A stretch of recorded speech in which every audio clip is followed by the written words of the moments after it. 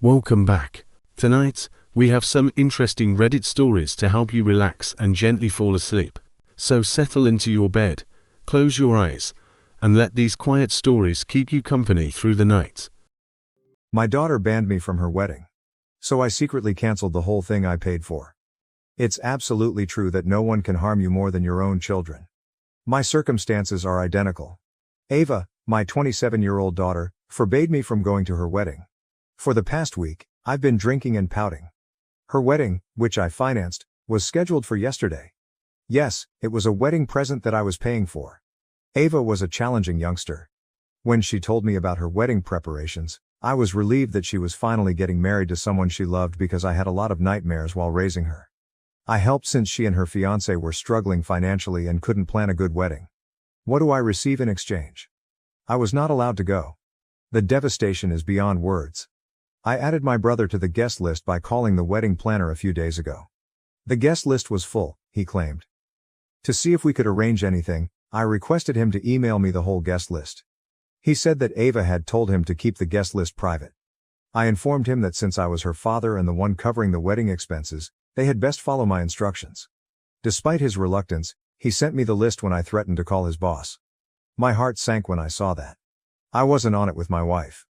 Since neither my wife's nor my name was listed, I called the wedding coordinator once more and insisted there must have been an error. He clarified that he had been expressly instructed not to mention our names. Until he shared the email exchange between him and Ava, I couldn't believe it. They were told to prevent us from entering the venue, which made the situation worse. How devastating must that have been? Although I was aware of my daughter's animosity toward me, I never would have guessed that it would reach a level where she would not let me attend her wedding. She was at her bachelorette party that day, so when I frantically called her, her phone was on voicemail. She didn't call that day or the following, despite my message requesting her to do so. I arrived at her flat, where she and her fiancé were residing, on the third day, right before the wedding. She said that she was too busy getting ready for her wedding to meet with me. She was avoiding me since, by that point, the wedding planner had informed her that I was aware of the guest list. I went there to ask her a question, but her demeanor simply made me more irate.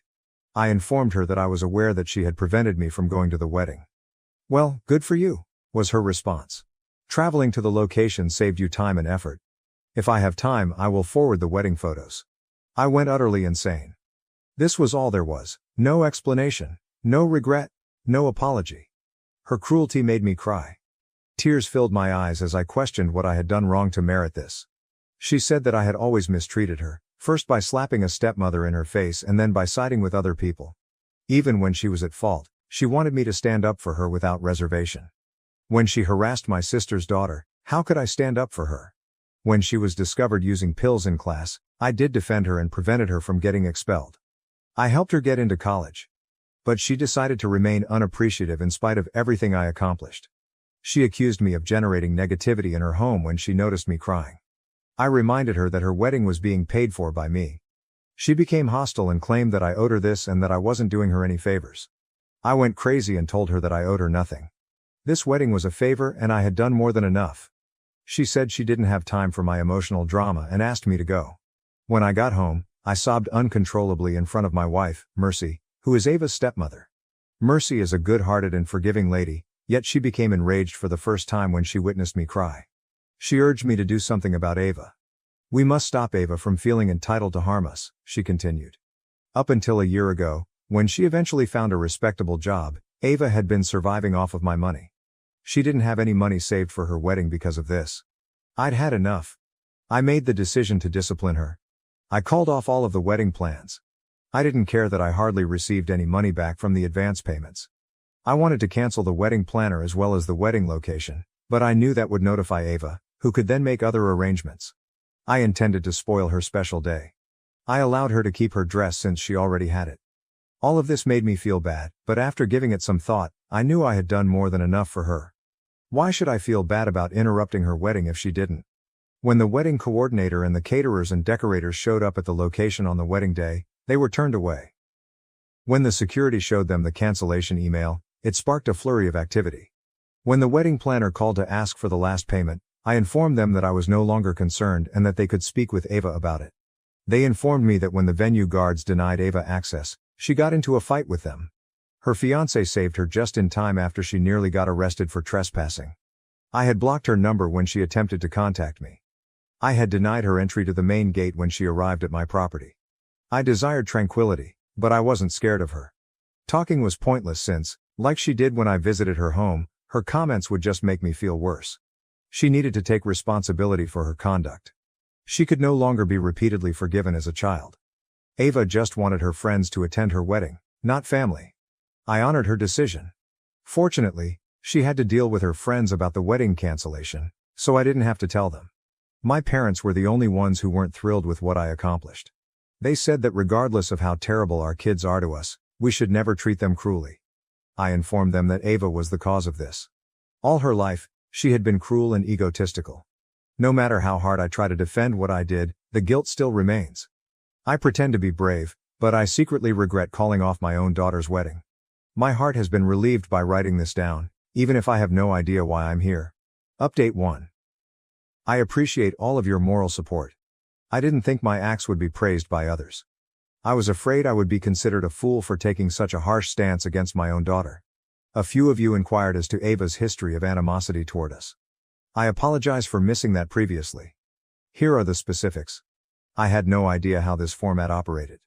My second wife is Mercy, a 45-year-old woman. My kid from my first marriage is named Ava. When Ava was 7 years old, I divorced her mother, my first wife. Ava's mother left me for him after finding someone else. I was granted custody of Ava because they were leaving for Europe and didn't want her. When Ava was 13, I remarried Mercy, and ever since, Mercy and I have had to deal with Ava's anger. Mercy is the object of her intense hatred. When she was a teenager, it made sense. It must have been difficult to watch someone take her mother's place. Mercy, a certified children's counselor and teacher, reassured me that Ava would be all right as an adult. She thought Ava would view me as more than simply her father. She would see me as a person in need of a companion. 5 years after the divorce, I got married in the hopes that Ava would value the fact that I had raised her by myself over those 5 years. Ava was disliked by both her mother and her new spouse. Regretfully, Ava showed absolutely no gratitude. Rather, Ava became increasingly hostile toward Mercy and me. In the hopes that Ava would find friendship there, I had to send her to live with my sister, who had a daughter of the same age, because things had gotten so horrible. After a few months of smooth sailing, my sister gave up less than a year later. Since it was their last year of school, my sister didn't want her daughter's grades to suffer as a result of the petty arguments that Ava and her daughter had, she informed me. I had to return Ava as a result. Ava lived with us until she graduated from high school, although she would spend her breaks with my parents. She eventually declared that she would complete her high school education while residing with them and refused to return home. I made arrangements for carpooling because my parents' residence was far from her school. As long as she was content and peaceful, that arrangement lasted. But her high school grades were terrible when they were released. At that point, I discovered that she had joined the wrong crowd, students who were doing drugs. She wanted to live with my parents because she had a nasty boyfriend. After they went to bed, she would slip out and tour the city until after midnight. Her senior year of high school had to be repeated. Another nightmare was getting her through college. She wouldn't have been accepted any place else due to her bad grades and depressing attitude, so thank God I had some contacts who helped her get a spot at a respectable college. She once again surrounded herself with the wrong crowd and used drugs while she was a college student. She had to go to rehab because things got so out of hand. She finally graduated at age 25, but she had a relapse the year after, so I had to send her back to treatment for a few months. She truly has been a pain in the butt, so calling her such wouldn't be impolite. She has continuously caused me distress, embarrassment, and misery. I'm so grateful for Mercy, my understanding wife. She could have talked me out of leaving Ava if she had been any other lady, but instead she was the one who continually urged me to wait. Mercy has given so much of herself for Ava and me, and I'm so grateful for it. The fact that I got married again, and Mercy even more so, seems to be Ava's biggest grievance. Mercy isn't Native American, you see. The Middle East was the birthplace of her family. Her parents, who were immigrants in the United States, were unable to support their 5 children, so she grew up in an NGO. They came to the United States with nothing after fleeing a war-torn area. I was drawn to Mercy for that reason. Despite having a difficult upbringing and little money, she persevered, obtained a master's degree, found a lucrative teaching position, and established a successful life for herself. Despite being a self-made woman, Ava refers to her as a gold digger. Yes, we have some generational riches because my family has had a successful export company for 2 generations. Since this is my second marriage and her first, Ava thinks Mercy married me for financial gain. Ava argues that if it weren't for financial gain, Mercy wouldn't have married a single father who was 12 years her senior. Mercy is 45 and I'm 57. I don't know who gave Ava these thoughts, but that's why she called Mercy a gold digger. A few of you also inquired as to whether Ava's mother had anything to do with this. In actuality, she hasn't gotten in touch with either Ava or myself since our divorce. All I know is that she was in Germany when I last heard from her. Regarding the present circumstance, Ava attempted to vent her rage by contacting me after I called off her wedding, but I prohibited her from doing so on any platform. When I called off the wedding, my parents were upset and offered to cover the costs if Ava wanted to reschedule. However, Ava betrayed them, saying they were supporting me. Using harsh language, she even threw them out of her house and told them not to come again. Although her teacher, who also happened to attend the same gym as me, was the one who discovered her high school substance use, she blames them for it. Following this, my parents had a change of heart and accepted my decision to call off the wedding. I can't give Ava the right to take advantage of and harm us whatever she pleases. I still haven't heard from her, so I have no idea what she's up to. 10 days after her alleged wedding day, my parents paid her a visit 2 days ago. They are still not married. They're probably arranging a new date or simply haven't followed through. Oh, and I blocked the credit card I was using to make the purchase. She still had access to it, but she hadn't used it much since landing her job. She will probably be upset by this, but I don't care anymore. I don't feel guilty now that I know how she treated my parents. They have always cherished and protected her, and they are in their late 70s. It was right to cut Ava off. Update 2. Hello everyone. Although it has been more than a year since I last updated this topic, I have remained in close contact with all of the people who PM'd me or left comments on the post. A few weeks later, I learned that Ava had married her fiancé in a secret ceremony attended only by their closest friends. I wished her luck in life and was pleased for her. I had no social media connection to her, so I had no idea what was going on in her life. My niece informed me that Ava had changed her Facebook status to reflect her and her husband's move to a nearby city. Before I received a call from an unknown number a week ago, everything in my life was going according to plan. It was Matt, Ava's husband. I was anxious, fearing that she might have suffered some sort of mishap. She wanted to meet me in person, which surprised me, but he reassured me that she was okay. He claimed he would explain when we met when I asked why. He proposed getting together for supper and said he was in town. In my heart, I hoped that this would be an opportunity to make amends with Ava. I believed that Matt was serving as a go-between and that she might be too embarrassed to approach me. I went to see him with great expectations, but to my disappointment, Matt arrived by himself. He said he had no idea where Ava was when I inquired about her. With a sinking heart, I inquired as to her whereabouts. Then he disclosed that they were no longer together. According to Matt, Ava had a history of abuse during their marriage and had a serious problem with anger management. Even over small disagreements, she would hurl objects and smash household objects. For as long as he could, he put up with it, but eventually it got to be too much, and they split up. Matt continued by saying that Ava had psychological problems and attributed any problems she encountered to other people. Because they had relocated to a new city for his work, she and he had many arguments. Ava was angry at him for removing her from her hometown, even though she had secured a comparable well-paying position there. That was only one of their numerous problems. Matt stated he wanted to apologize face-to-face. He acknowledged that he had seen Ava treat me, Mercy, and my parents cruelly, but he chose not to step in since Ava had used him against us all.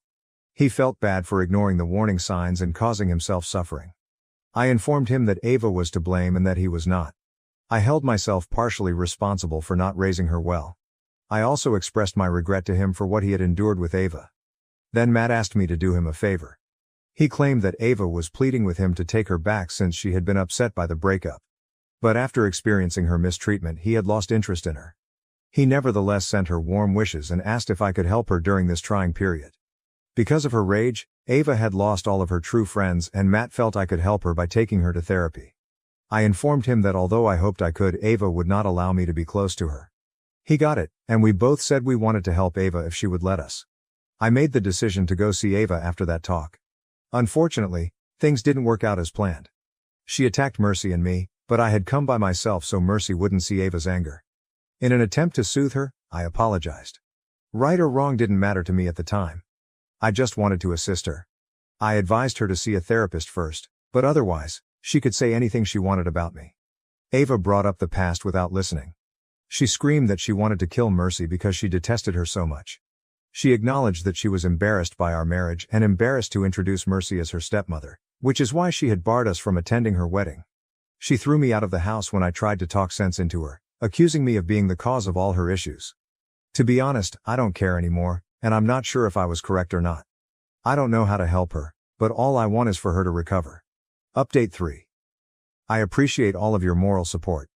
When I created the last update, I was pretty upset, and this place has truly helped me relax. Mercy advised me to get in touch with Ava's school closest buddy. We knew each other well because her family lived next door. I messaged her on social media to explain the situation because she now resides in South Africa. Since she was the only person Ava had never battled with, I requested her to get in touch with Ava in the hopes that she could get through to her. Her buddy promised to assist, and happily she did. Ava committed to therapy, and I think it's going well because she came to see my parents a week ago and expressed regret for her actions. She acknowledged that she was no longer able to contain her hatred because it had become so strong. She still holds me responsible for everything though, and stated that she would never forgive me. I no longer harbor any animosity toward her. Even though I'm not involved, I simply hope she has a happy life. I appreciate your support, everyone. I sincerely hope that no father ever has to deal with their own child's intense hatred. I sincerely appreciate you staying until the very end. Please remember to like, share, and subscribe if you truly enjoy our videos. Enjoy your wonderful day. My sister can't have kids, and now my brother-in-law is stalking me because I refuse to be a surrogate to have a child with their DNA. My sister is identical to me, 30F. For the purposes of this narrative, we will refer to her as Stacy. Our father reared us after our mother tragically died during childbirth. I've been seeing Mike for the past 3 years, while Stacy has been married to Jeff for 8 years. My sister's desire to become a mother is something I've always known about her. She was constantly coming up with ideas for weddings, nursery themes, baby names, etc., even when we were kids. I was always more interested in reading and enjoying yourself. I'm currently working as a flight attendant and trying to have my writing published.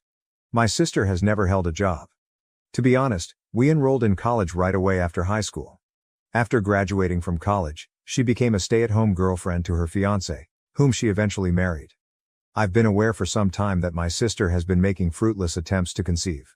Despite spending thousands of dollars on IVF and pretty much everything they could try because she wanted to experience pregnancy, she has had one miscarriage and has not been able to conceive again. They have begun to talk about other choices after 5 years of failure. My sister is keen about having a child that has both of their DNA, her words, not mine, and is not interested in adoption. She visited my place around 3 weeks ago and we were simply chatting and watching Modern Family as normal. She told me she needed to ask me an important question while she still had the courage. She asked if I could be her surrogate, which made me nervous. After a moment of inaction, I asked her what she meant. She said that she needed me to be her surrogate since I understood what a surrogacy meant. She was aware, I said, that I had no desire to have children. I'll be honest and say that I have never found the idea of having children appealing in any way, however this may be because of how we were born. I informed her that although I could not bear her child, I would have no problem giving her my eggs, no matter how many she needed. She was furious when she heard that. She was screaming that it's clear how envious and spiteful I am because this is a simple work. Her cheeks flushed. She had always mentioned having more than 4 children, but I didn't want to bring it up. Would I be expected to do this each and every time? I'm beginning to feel terrible, and I'm not sure. In the end, she told me that I could never be her sister if I couldn't do this one thing for her. She rushed out after smashing a photo of us that I had on my mantle. Since then, she has only sent me images of her vision boards and diaries from when we were children, claiming that I'm preventing her from starting a family pointlessly and that I should see the wider picture.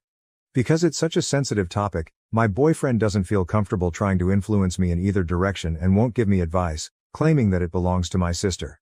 Sincerely, this is the longest period of time I have ever gone without speaking to my sister, and I'm so close to caving in. Is it incorrect of me to refuse to act as my sister's surrogate? Edit, ***. As I read over all of the comments, I would like to express my gratitude. Knowing that I am not the villain makes me feel so much better, but I would be lying if I claimed that I am not inclined to just do it.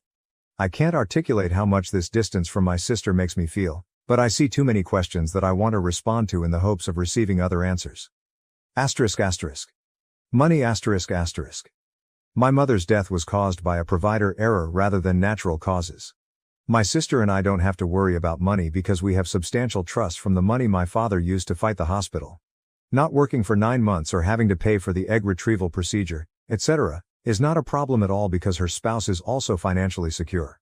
The fact that the baby shares our DNA and that one of us is carrying it because we are identical is more a result of her stubbornness. How can I conceive if she can't? We were involved in an automobile accident that prevented her from becoming pregnant and caused her to miscarry. She and our father received the brunt of the collision because they were in the front seat. She has experienced severe difficulties with egg retrieval, and regrettably, her body is no longer capable of bearing a kid. I don't know exactly how that went wrong, but I do know that it isn't working and isn't an option. Getting her to talk about non-viable choices so I can better grasp them is difficult. I don't have a child, so doctors won't let me be a surrogate. I greatly appreciate your knowledge. We always watch football with our dads and significant others, so this Thursday we're having a family supper. If she chooses to go, this subject will undoubtedly come up. Update 1, 2 days later.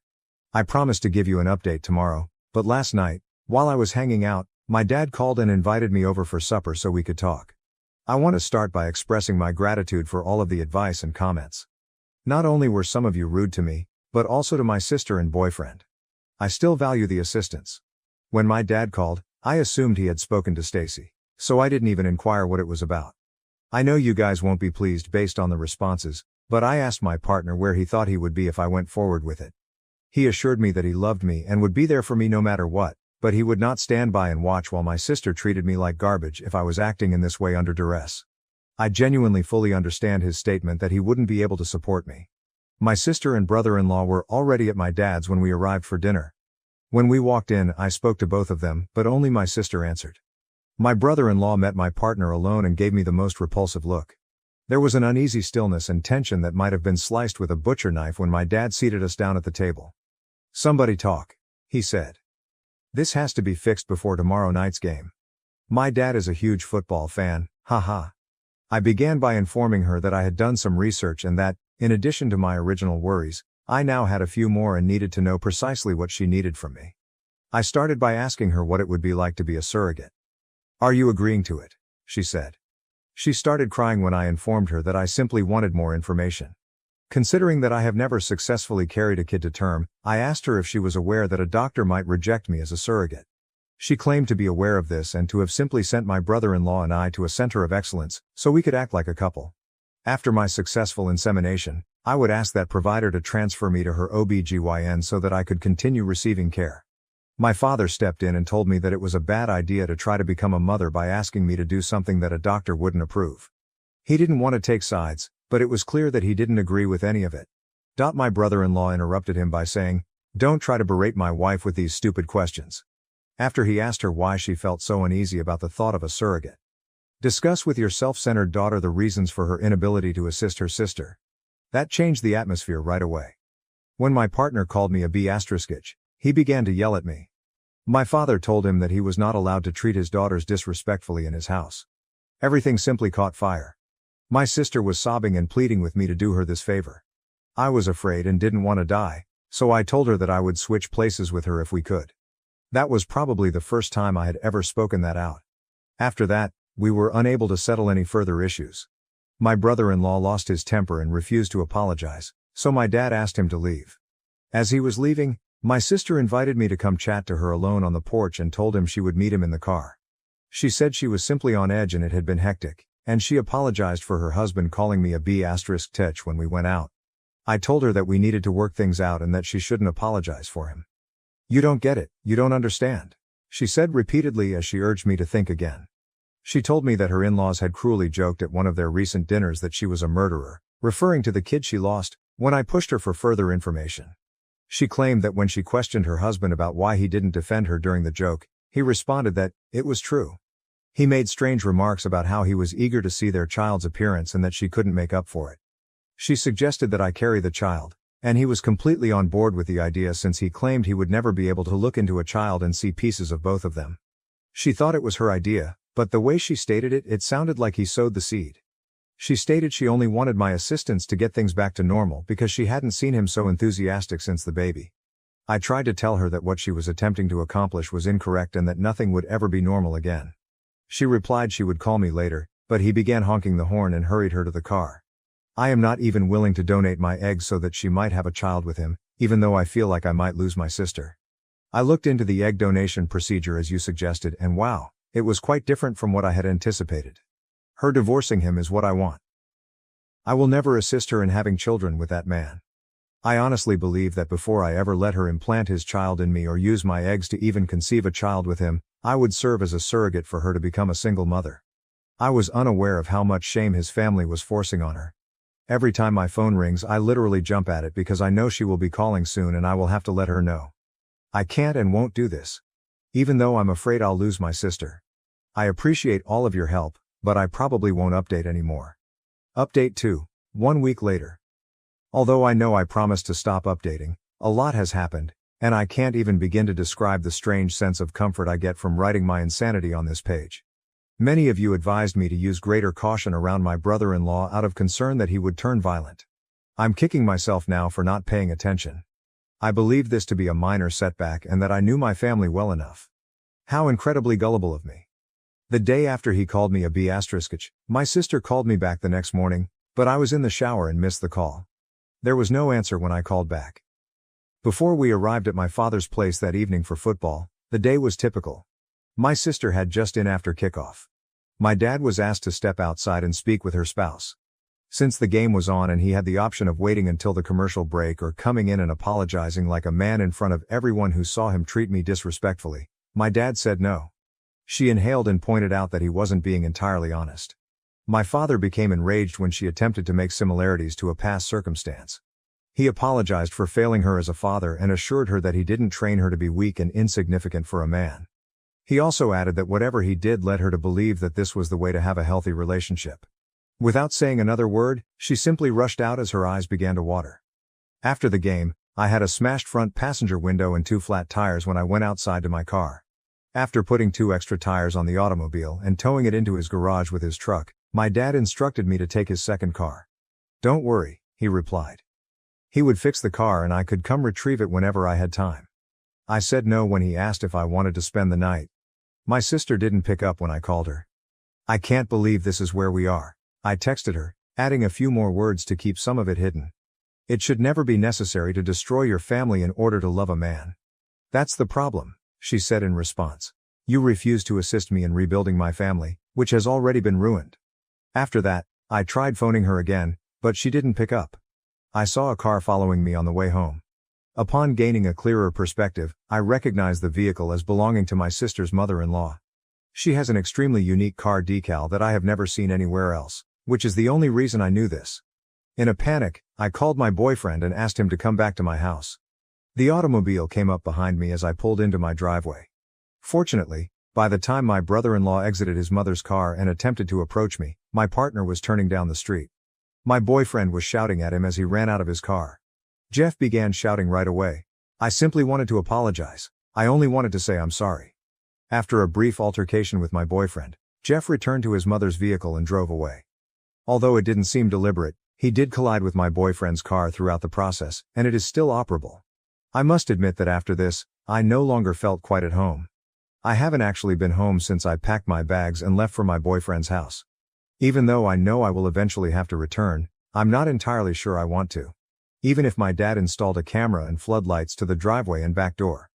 Yes, I did contact my sister, but neither that evening nor the next day did she reply in any way. Then I began to see a black automobile following me one day and a red one the next. I know you could say I was frightened and only dreaming, but I would see them begin to follow until I drove in the direction of the police station, as instructed by my dad, and then they would stop as soon as they saw the station. I joined a few pals for breakfast on Sunday to celebrate a friend's impending nuptials and talk about the specifics of the bridal shower. The waiter approached me and informed me that there was an emergency and that my spouse was up front. I walked up to see my brother-in-law, assuming it was my boyfriend and she was just misinformed. In an attempt to avoid creating a commotion, I walked up to him, spoke softly, and told him to go or I would contact my father. He informed me that he just wanted to apologize because everything had just gotten out of hand. It was odd since we were sort of in the doorway and people were rushing in and saying, "Excuse me." I therefore proposed that we move outside to clear the area. He stated he didn't mean to call me a bitch and apologized when we got outside. I interrupted him when he said that I didn't understand how difficult it was for him, stating that I didn't care since his actions were getting too aggressive and disorderly, not only toward my sister, but toward everyone else as well. He begged me to think again, but he acknowledged that he could understand how I could feel that way. I immediately retreated and urged him to go as he reached for my stomach. I mentioned that my dad's stalking was a problem and that we could arrange a time to speak, or I would call the police. He grabbed a handful of my hair as I was making my way back inside the restaurant and said, "Don't you effing walk away from me." After that, I honestly don't recall much because everything happened so fast and several onlookers became involved. Although he ultimately ran away before the police could reach him, a report was made. Similar to what happened at the restaurant, he attempted to approach my airport terminal 2 days earlier, claiming to be my spouse and informing them of an emergency. He refused to leave and was taken into custody. Naturally, he received bail and has since started sending me the most disgusting messages. After the performance he gave at my employment, my sister did leave him. She has been pleading with me to drop the charges, using her current residence with our father as justification. Despite my actual scalp bleeding from the force with which he pulled my hair and the minor scratches on my arms and neck from when he continued to act aggressively when strangers attempted to assist, she has been certain that he did not hit me at the restaurant. In some of the texts he sends me, he describes the horrible things he will do to me, such as how he will get me pregnant and keep me with him forever. How he knows I am the woman who will give birth to his kid, and how if I don't make things easy for him, we will both pass away before he quits up. Just some extremely alarming things. All of these are coming from different texting applications because I banned his number. When I told the police, they indicated that nothing could be done until he took action because there was no way to verify that it was him. I literally live in constant fear. In addition to the usual safety measures I take, I'm taking even more care now that my boyfriend takes me to work. I have trouble falling asleep. My sister has stopped communicating with me, and I send her a screenshot each time her husband messages me. My dad has urged me to stop because it's hurting her, but I told him that she needed to understand the abuse her husband is causing and that I couldn't believe she stood up for him during some of this. I feel like I've lost. My sister and I may not even be able to recover from this. I feel awful because I feel like I've essentially taken over my boyfriend's life. He hasn't mentioned it, but because I'm afraid, he occasionally has to cut short his usual gym sessions if he needs to pick me up or leave me off when I have to go somewhere else or work. He can do more of his routine when he's gone for a day because of flights, but we're essentially compelled to live together now. I like it, but I don't know if he does. I can't breathe, and I feel like my life is slowly spiraling into lunacy because of the dispute we had the other day about the AC temperature. Update 3. 1 week later. Hello. My brother-in-law is currently stalking me, but I'm not sure where to begin. He wants me to have his child, but I don't want to delve into the specifics. Regretfully, the narrative only becomes more disorganized. The police said that the texts coming in from unknown numbers couldn't be linked to him. So I unblocked him after others advised me to do so. He has messaged me a few times from his real number, stating that we need to speak and reach a consensus. Naturally, I haven't participated. The disgusting texts from odd numbers have persisted. I always feel like someone is following me, but I can't be sure. I feel like a blue car is following me when I go to Dunkin' for coffee. I've really taken a leave of absence from work because I've reached this point. I've moved in with my now fiancé and entirely abandoned my apartment. He was there when I went grocery shopping a few days ago. His hand rubbed my back as he came up behind me. I yelled and leaped to get his attention, and he feigned confusion by raising his hands and saying, "I'm sorry, I'll leave you alone." "I'm sorry." The witnesses essentially accepted his apologies on my behalf and sent him on his way because he appeared so sincere. I was literally unable to breathe, speak, or even form words other than "someone help." I was so powerless. My apartment was broken into and left in ruins the next day. I received a strange number the next day with the warning, "It'll only get worse." I'm afraid. Right now my sister lives with my dad, and she is certain that it isn't her husband. He's been in contact with her regarding obtaining a fresh perspective and leaving the state because he feels like he's been unhinged and needs to re-enter, she said, adding that things went too far. I am at a loss as to how to persuade her that he is lying. It appears that the cops won't assist him because he hasn't done anything wrong. For anything to happen, I feel like I need to die or have him seriously damage me. Help me, please. Since I'm in the United States right now, I would appreciate it if you could let me know about any laws that would be of assistance, or encourage the police to be more helpful. I'm having trouble falling asleep, and I'm getting to the point where I don't want to leave my apartment. Help me, please. Update 4. Even though this has been completely crazy, Reddit will always hold a special place in my heart. I will make this as brief as possible. My partner questioned me why I was looking at flats once he learned that I was going to rent one for a short time like a fool. He proposed to me right away after I informed him that I thought he needed his space back. I'm actually engaged right now. Taking over his flat has made me feel much better, haha. I explained that my brother-in-law was getting out of hand in a post in the advice subreddit. He came up to me at a grocery store, and I didn't do well defending myself there. It wasn't my best moment. He shattered a few items in my kitchen, damaged my bedroom, and broke into my house. He is aware of my passion for my espresso machine and mugs. Yes, cameras were later placed, but I wasn't present. During my leave of absence, I essentially kept hidden away in my fiancé's apartment. Before I received a surprise call, my sister had been ignoring my texts and not interacting with me. She was crying on the phone when I answered. I thought something had happened to our dad, so I asked her what was wrong. She clarified that she knew her husband was following me because she had been monitoring him. She claimed that she was telling me because she had gone to the police, who had informed her that they would send someone to speak with me. We spent 5 hours on the phone. My light bulb went off after the hair-pulling incident and I went into investigative mode, she explained. She claimed that she chose to call the police because she was worried about my safety at that point.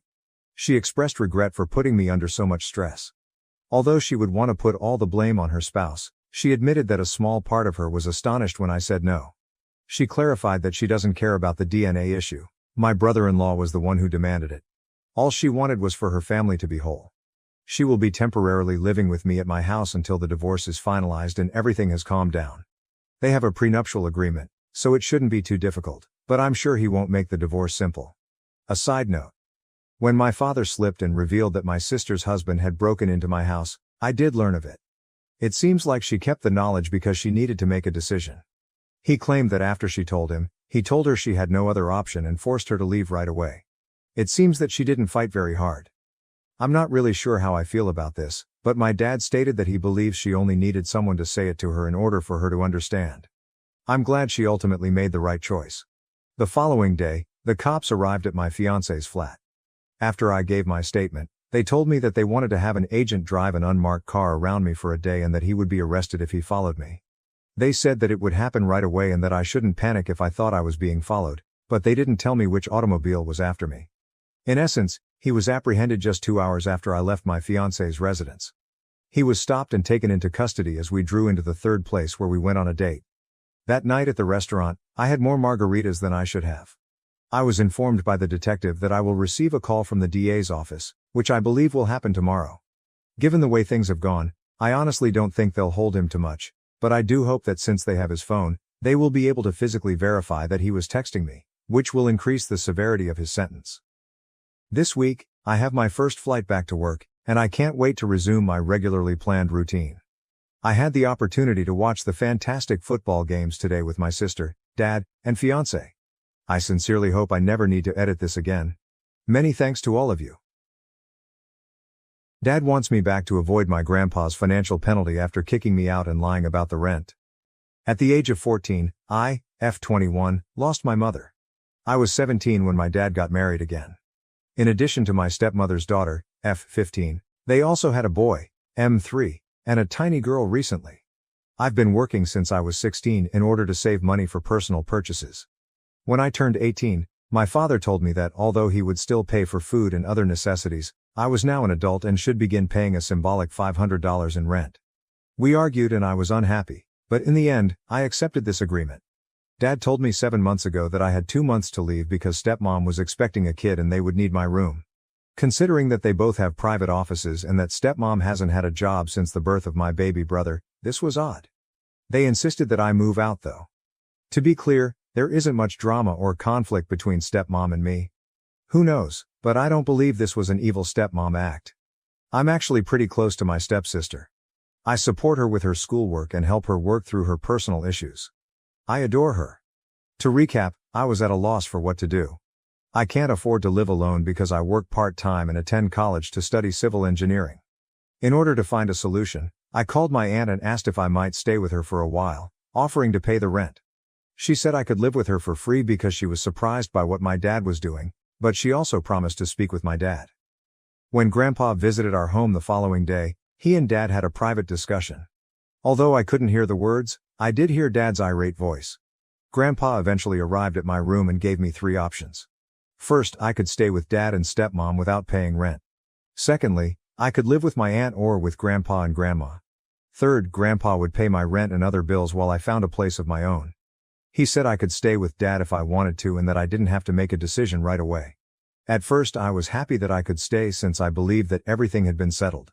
However, Dad and stepmom became openly hostile toward me in the days and weeks that followed, and I felt very uneasy in my own house. Cassie, my stepsister, even saw and inquired as to why they were upset with me. When I finally made the decision to move out, I told Grandpa, who promised to take care of everything.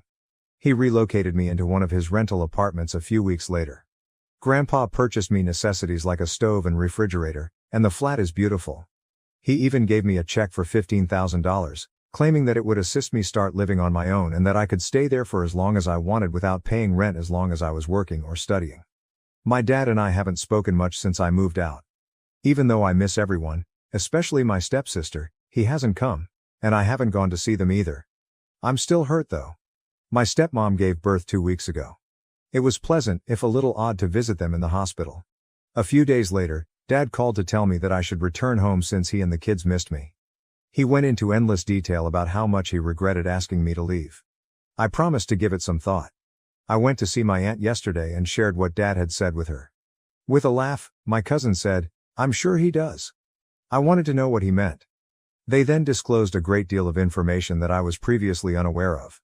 It turns out that my aunt's house and Dad's house are actually owned by Grandpa. To ensure that no one in the family would have to worry about necessities like food and housing, Grandpa had formed a similar arrangement with all of his children and some grandchildren.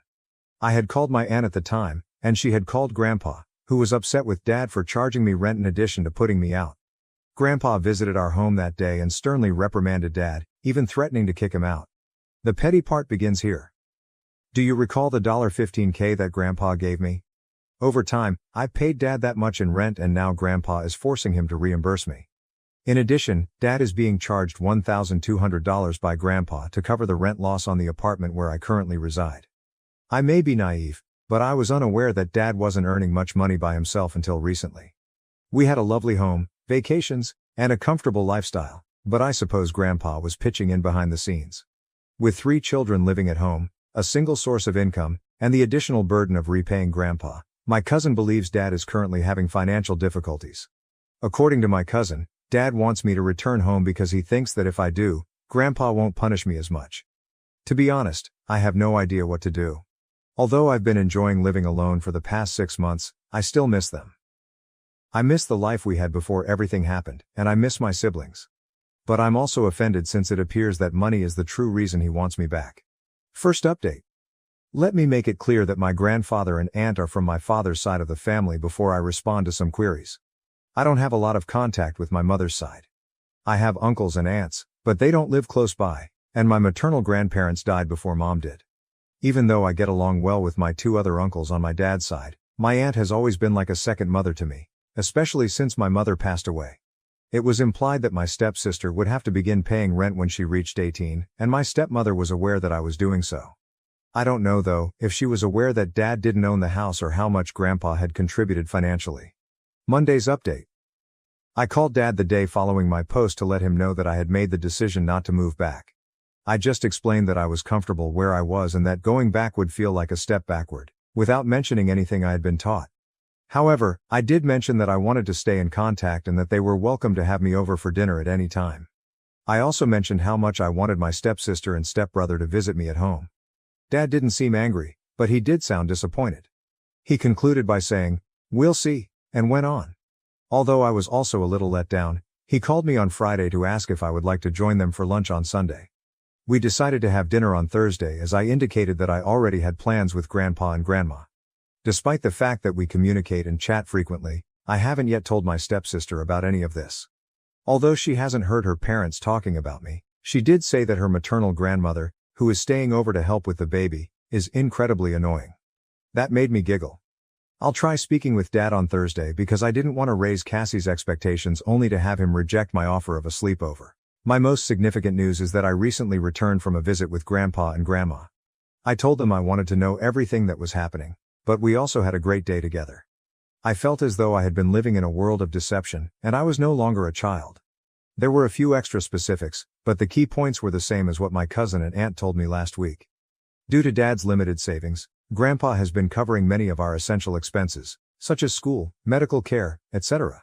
Grandpa also informed me that prior to her death, he and Mom made the majority of the contributions to my college fund. I feel a little foolish for not recognizing it sooner, but I suppose it makes sense. In order for my stepsister to feel included and have the same possibilities as the rest of her siblings, Grandpa has also established money for them. This man is amazing. I realize how fortunate I am to have him, and I adore him so much.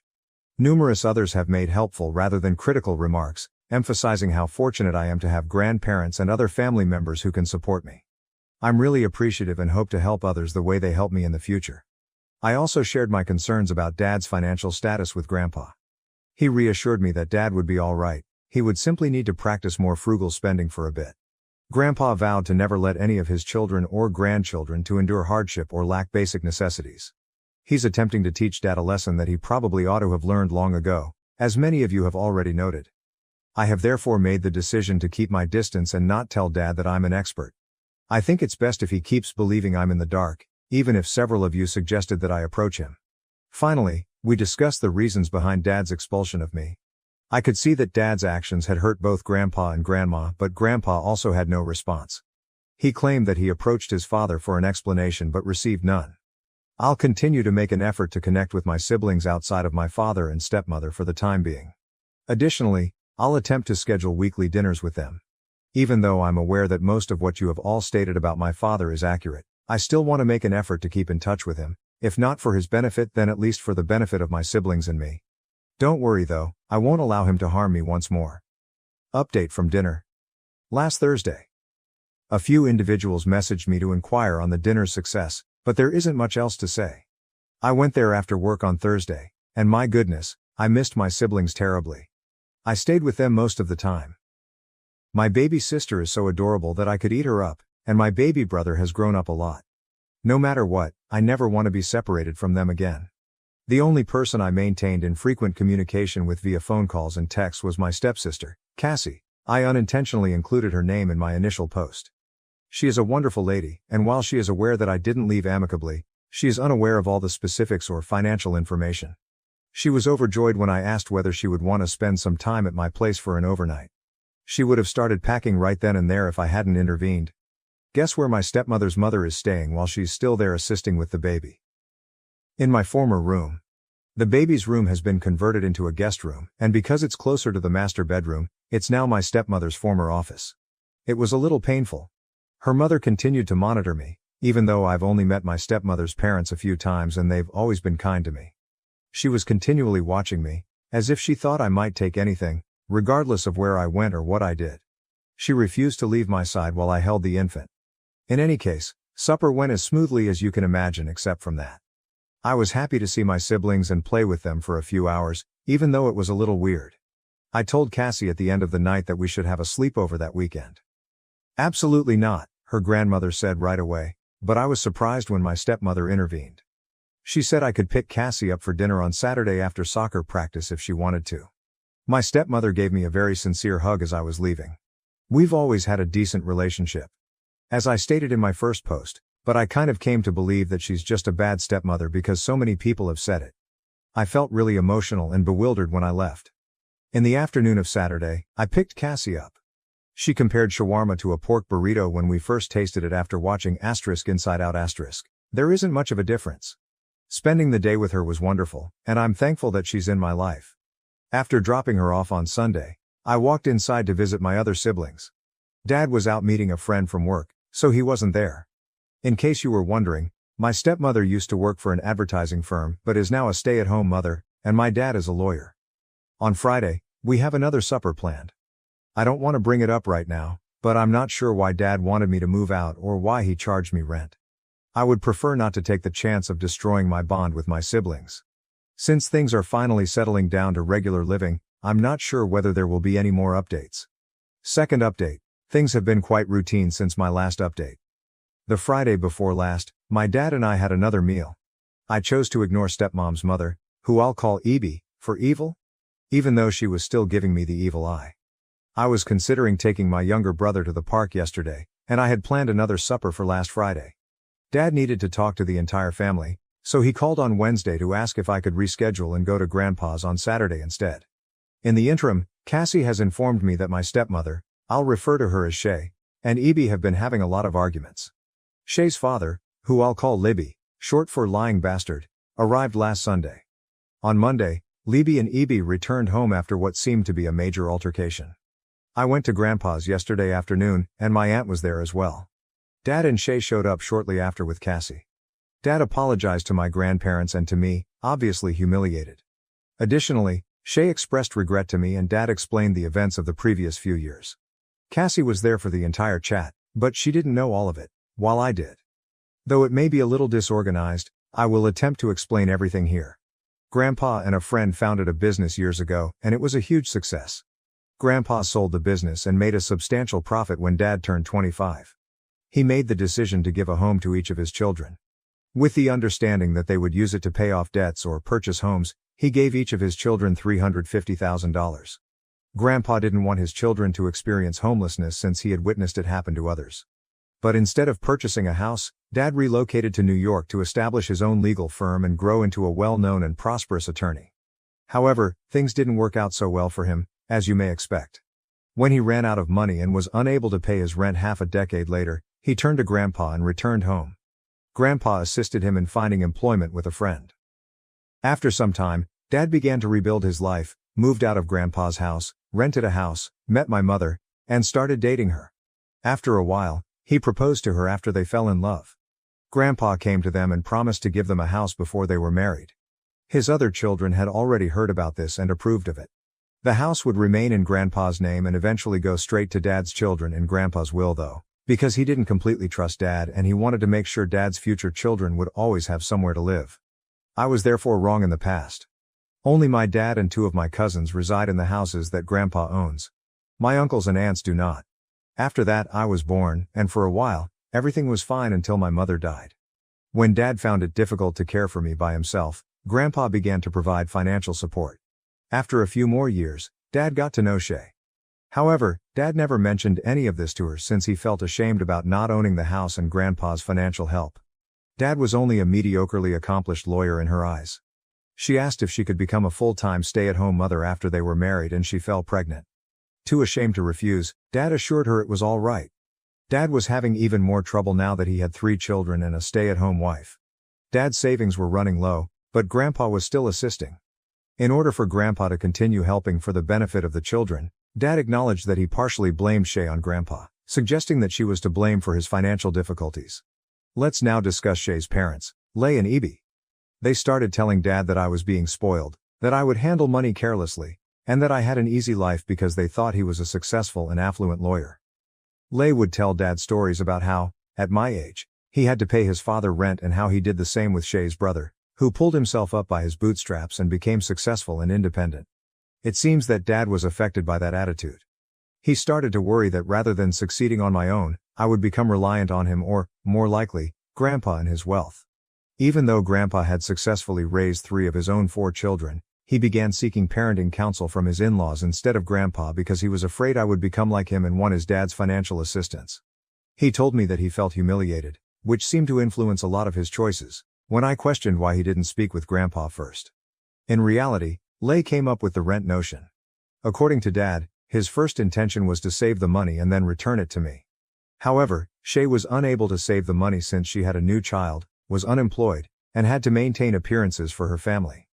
Additionally, he misled me at the time by claiming that Grandpa had done it with his children and that it was common for parents to collect rent, a claim I only learned to be untrue 8 months afterward. That fact, however, seemed insignificant at the time given everything else that transpired. I didn't reveal something in my earlier posts because, at the time, I didn't believe it was important. I belong to the LGBTQIA+ group. I've been honest about this, and before my mother died, I told her about it. I don't market it, but this will be important in the future. Anyway, to continue, Leigh starts to confide in Dad. Among other things, Leigh starts recommending that I move out, and Dad starts talking to him about his financial difficulties. Dad initially dismisses the notion. Then Dad begins to worry when Shay gets pregnant again. At that point, Leigh and Evie approach Dad and offer to assist him out, Not just by providing financial support but also by having Evie move in with them once the baby is born. Since Evie would be present to assist with the children, Evie even offers to persuade Shay to return to work. However, they stated that I would have to move out in order for this to occur. They said that it was time for me to leave the nest, that the house couldn't hold Evie, and so on. Eventually, they persuaded Dad that my moving out would benefit everyone. Dad didn't share any of this with Shay. He just said that he believed it was best for me and that it looked like a wonderful opportunity given the impending baby. At first, Shay was opposed to it, but she gave in to Dad after he played the I know what's best card. I have to move out, they said. In a recent piece, I explained events from my perspective. Grandpa went to Dad's house that day, and they got into a heated argument, not just between Dad and Grandpa but also between Dad and Shay. At that point, Shay learned that Dad was reliant on Grandpa, had virtually little funds, and did not own the house. At this point, Dad's agreement with her parents remained a secret. After that day, I asked Shay why she was acting so rudely toward me, making me feel uncomfortable and wanting to leave. After looking astonished, she apologized and began to cry, stating that she was upset with Dad and never with me.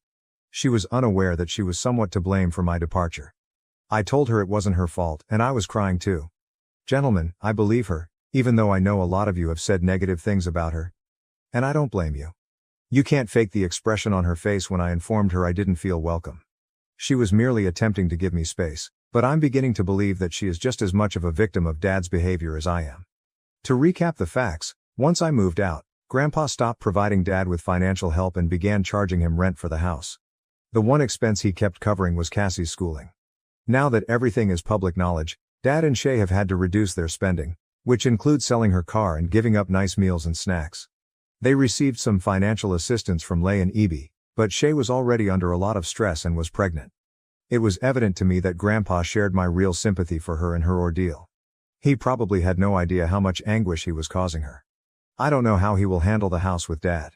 Evie moved home with Dad and Shay prior to the baby's birth. Things appeared to get back to normal after Shay gave birth, but with the new baby, Dad began to feel even more bad about what had happened. He contacted me again at that point, as I had informed you. Let's fast forward to my first dinner with them. After I left, Dad and Shay observed that Evie was acting suspiciously. Although they talked about it, nothing came of it. After Shay continued to talk to Dad about her mother, Dad began to share with her the things he discussed with Evie and Lay, including money, raising children, and other subjects. Shay approached her mother after my second dinner, and they got into a heated argument. Evie apparently yelled something like, "I can't believe you're letting that slur back into your home after getting rid of her," during the dispute. It was at that point that Dad finally understood and recognized what a fool he had been. Evie was expelled. They got into another argument when Lay arrived to pick her up. In reality, Dad wanted to pretend nothing had occurred, keep me around, and discreetly mend our relationship, but Shay stood her ground. She demanded that he tell Cassie and the rest of the world about everything, not just to me. Thus we reached the current time. Everyone was crying, including Dad, my aunt, Grandpa, Shay and Cassie. Grandma simply held me close without saying a word. Dad said there would be no more deceit, no more falsehoods. After Dad and Shay left, I stayed at Grandpa's because I wasn't well enough to drive. I got home this morning, took a long shower and sobbed a lot. Now, I'm composing this to see if it helps me sift through my feelings and make sense of everything. That must be the end of the tale. Right now, I'm not sure what I'm going to do. I feel sorry for Shay and Cassie, sad and enraged. I experience both everything and nothing. Tomorrow, I'll give my therapist a call to see if I can schedule further appointments. Although I've been going every Friday, I doubt I'll be able to wait a full week. Having said that, I guess the person who wagered on evil step-grandmother has won. Am I the asshole for losing it and calling my father a weak, pathetic man in front of his family? Original post, August 18, 2024. My father has always been against any confrontation or arguments. He is extremely passive, refuses to stand up for himself, and avoids any conflict. If someone isn't paying attention while walking and bumps into him, he insists it's his own fault. If his employer would mess up his salary, he wouldn't bother fixing it. If a mechanic didn't properly repair his car, he would just accept it as is. This unfortunately resulted in a tumultuous childhood with my insanely narcissistic mother. She controlled his every move. She got him to quit his job and be a locked-in stay-at-home dad. She had him do every chore. She insulted him at every step. She cheated on him relentlessly and even brought APs into our home. She enjoyed making his life miserable every day and he never questioned it. My extended family, God bless them, were there for me so many times as much as they could be. They tried for years to make my father leave but he never budged. When she would direct her anger onto myself, in the form of screaming, insulting or general demeaning, my father never once found the guts to stand up for me or support me. When I was a kid, if I cried to Dad about something Mom did or said to me, he would sweep it under the rug or just insist I forget about it. Hell, he would even try and justify it. As I grew older, it really set in for me how messed up this was. My mother gladly kicked me out of the house when I was 18 and my father just sat there and looked sullen. Didn't say a damn thing. I joined the Air Force almost immediately and got stationed on the other side of the country. The dynamic was awful and I could have easily gone down the incel route if not for therapy and the amazing people I met along the way. It took years for me to get in a better mental space. I was filled with hatred. My mother left my father 2 years after I got stationed and utterly destroyed my father in the divorce. She was killed a year later in a DUI with one of her APs. I took a lot of joy in hearing that it took her hours to die, and that's when I really knew I needed help to process things. I'm almost 30 now, have a girlfriend who is perhaps the best thing to ever happen in my life, and fully understands the situation with my family. I have learned to not allow myself to be consumed with anger and resentment by my past, or so I thought, you'll see. And instead put that energy to my future. I have been extraordinarily low contact / near no contact with my father since I left. As much as I try, I cannot make that connection with him. I recently went to a family reunion and brought my girlfriend with me. My father was there as it was his side of the family. They have many issues with him but he is family, so whatever, I guess. I made sure to avoid him. I was chatting with my uncles when I heard my father talk in the background. He was discussing how a co-worker of his was going through a divorce as he discovered his wife was having an affair, and was positioned to have a very favorable divorce on his side. My father remarked how his co-worker should work instead to forgive his wife and, by his own words, set a good example for unity and forgiveness. And how he believed he set a great example for me in that extent. I swear it was like a switch went off in my head and I was mentally back to being the rage-filled 18-year-old. All these years and he never learned a damn thing. I turned to him and asked if he was fucking serious. He looked at me and started to stutter. I know the next minute was pure word vomit and I can't relay it perfectly, but to sum it up, I shouted how he was a pathetic father, pathetic man. His family all know he's a disgrace of a human being who would rather his son be treated like shit than defend him because he's a fucking coward. No one would ever see him as an example to live by. His wife would rather fuck half the neighborhood than even touch him, and he should never ever believe anyone respects him. I began to derail and ramble between my shouting and my girlfriend quickly took me out and drove me home. It was insane just how quickly being away from him made me feel better. She just held me when we got back and told me it's okay. Again, the best thing to ever happen to me. I was ashamed of how I lost it and am now going to resume my therapy, that's a given. However, I'm glad I finally unloaded what always needed to be said onto him. Extended family is pretty mixed with reactions. His brothers, my uncles, said it was time for him to hear it from me. My grandparents are pissed I did that in front of the entire extended family, with some saying I should have done that behind closed doors instead of everyone. AITA has no consensus bot, OOP was NTA with a few YTAs. Relevant comments. Comment 1. It sounds like you finally got to express the pent-up feelings you've carried for so long.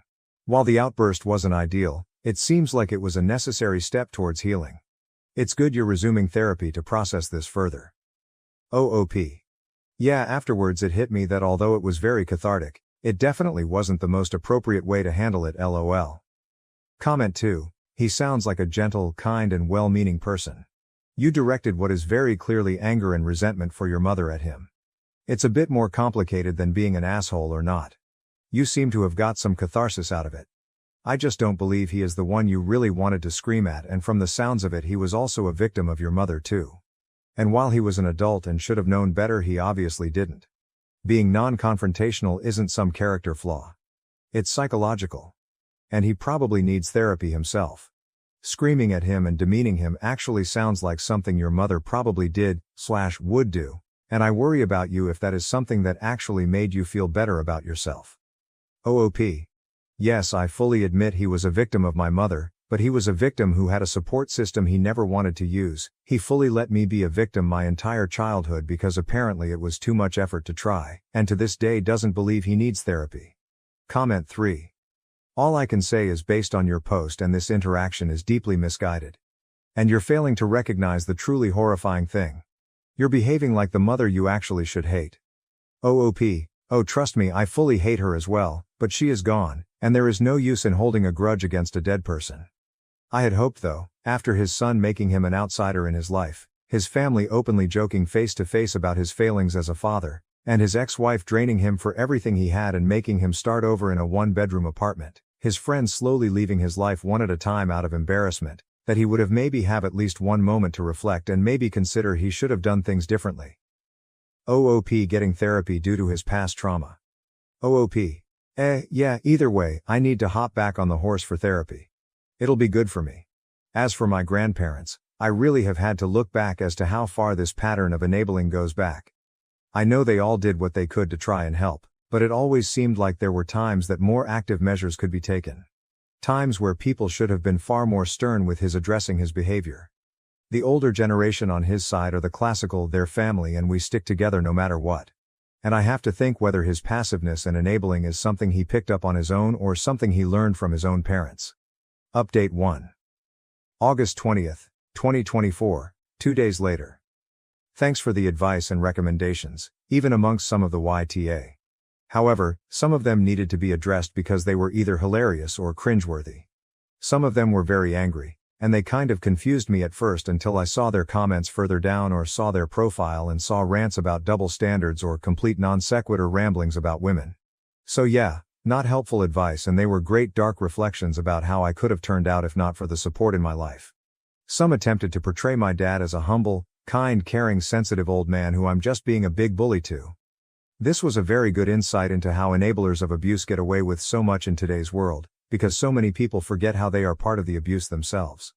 Some were attempting to mentally dissect me or have a gotcha moment with me to pull apart my story. That was generally asinine, and I had to step away from those before they asked for my cranial measurements or something. So it was pretty much immediately when I was up the next morning that I realized I needed to resolve the events of last night. I first spoke to my girlfriend and gave a sincere apology for having her see me like that. She reassured me that nothing was wrong. She'd known me for years and has always known me to be level-headed and understands why I kinda snapped. She herself has a history of dealing with narcissistic families, so she absolutely understands the dynamic. She only really told me that it would be best to work on spending time around my extended family since my father will always be there. I told her don't worry, I'm immediately going to talk to them afterwards to figure that out.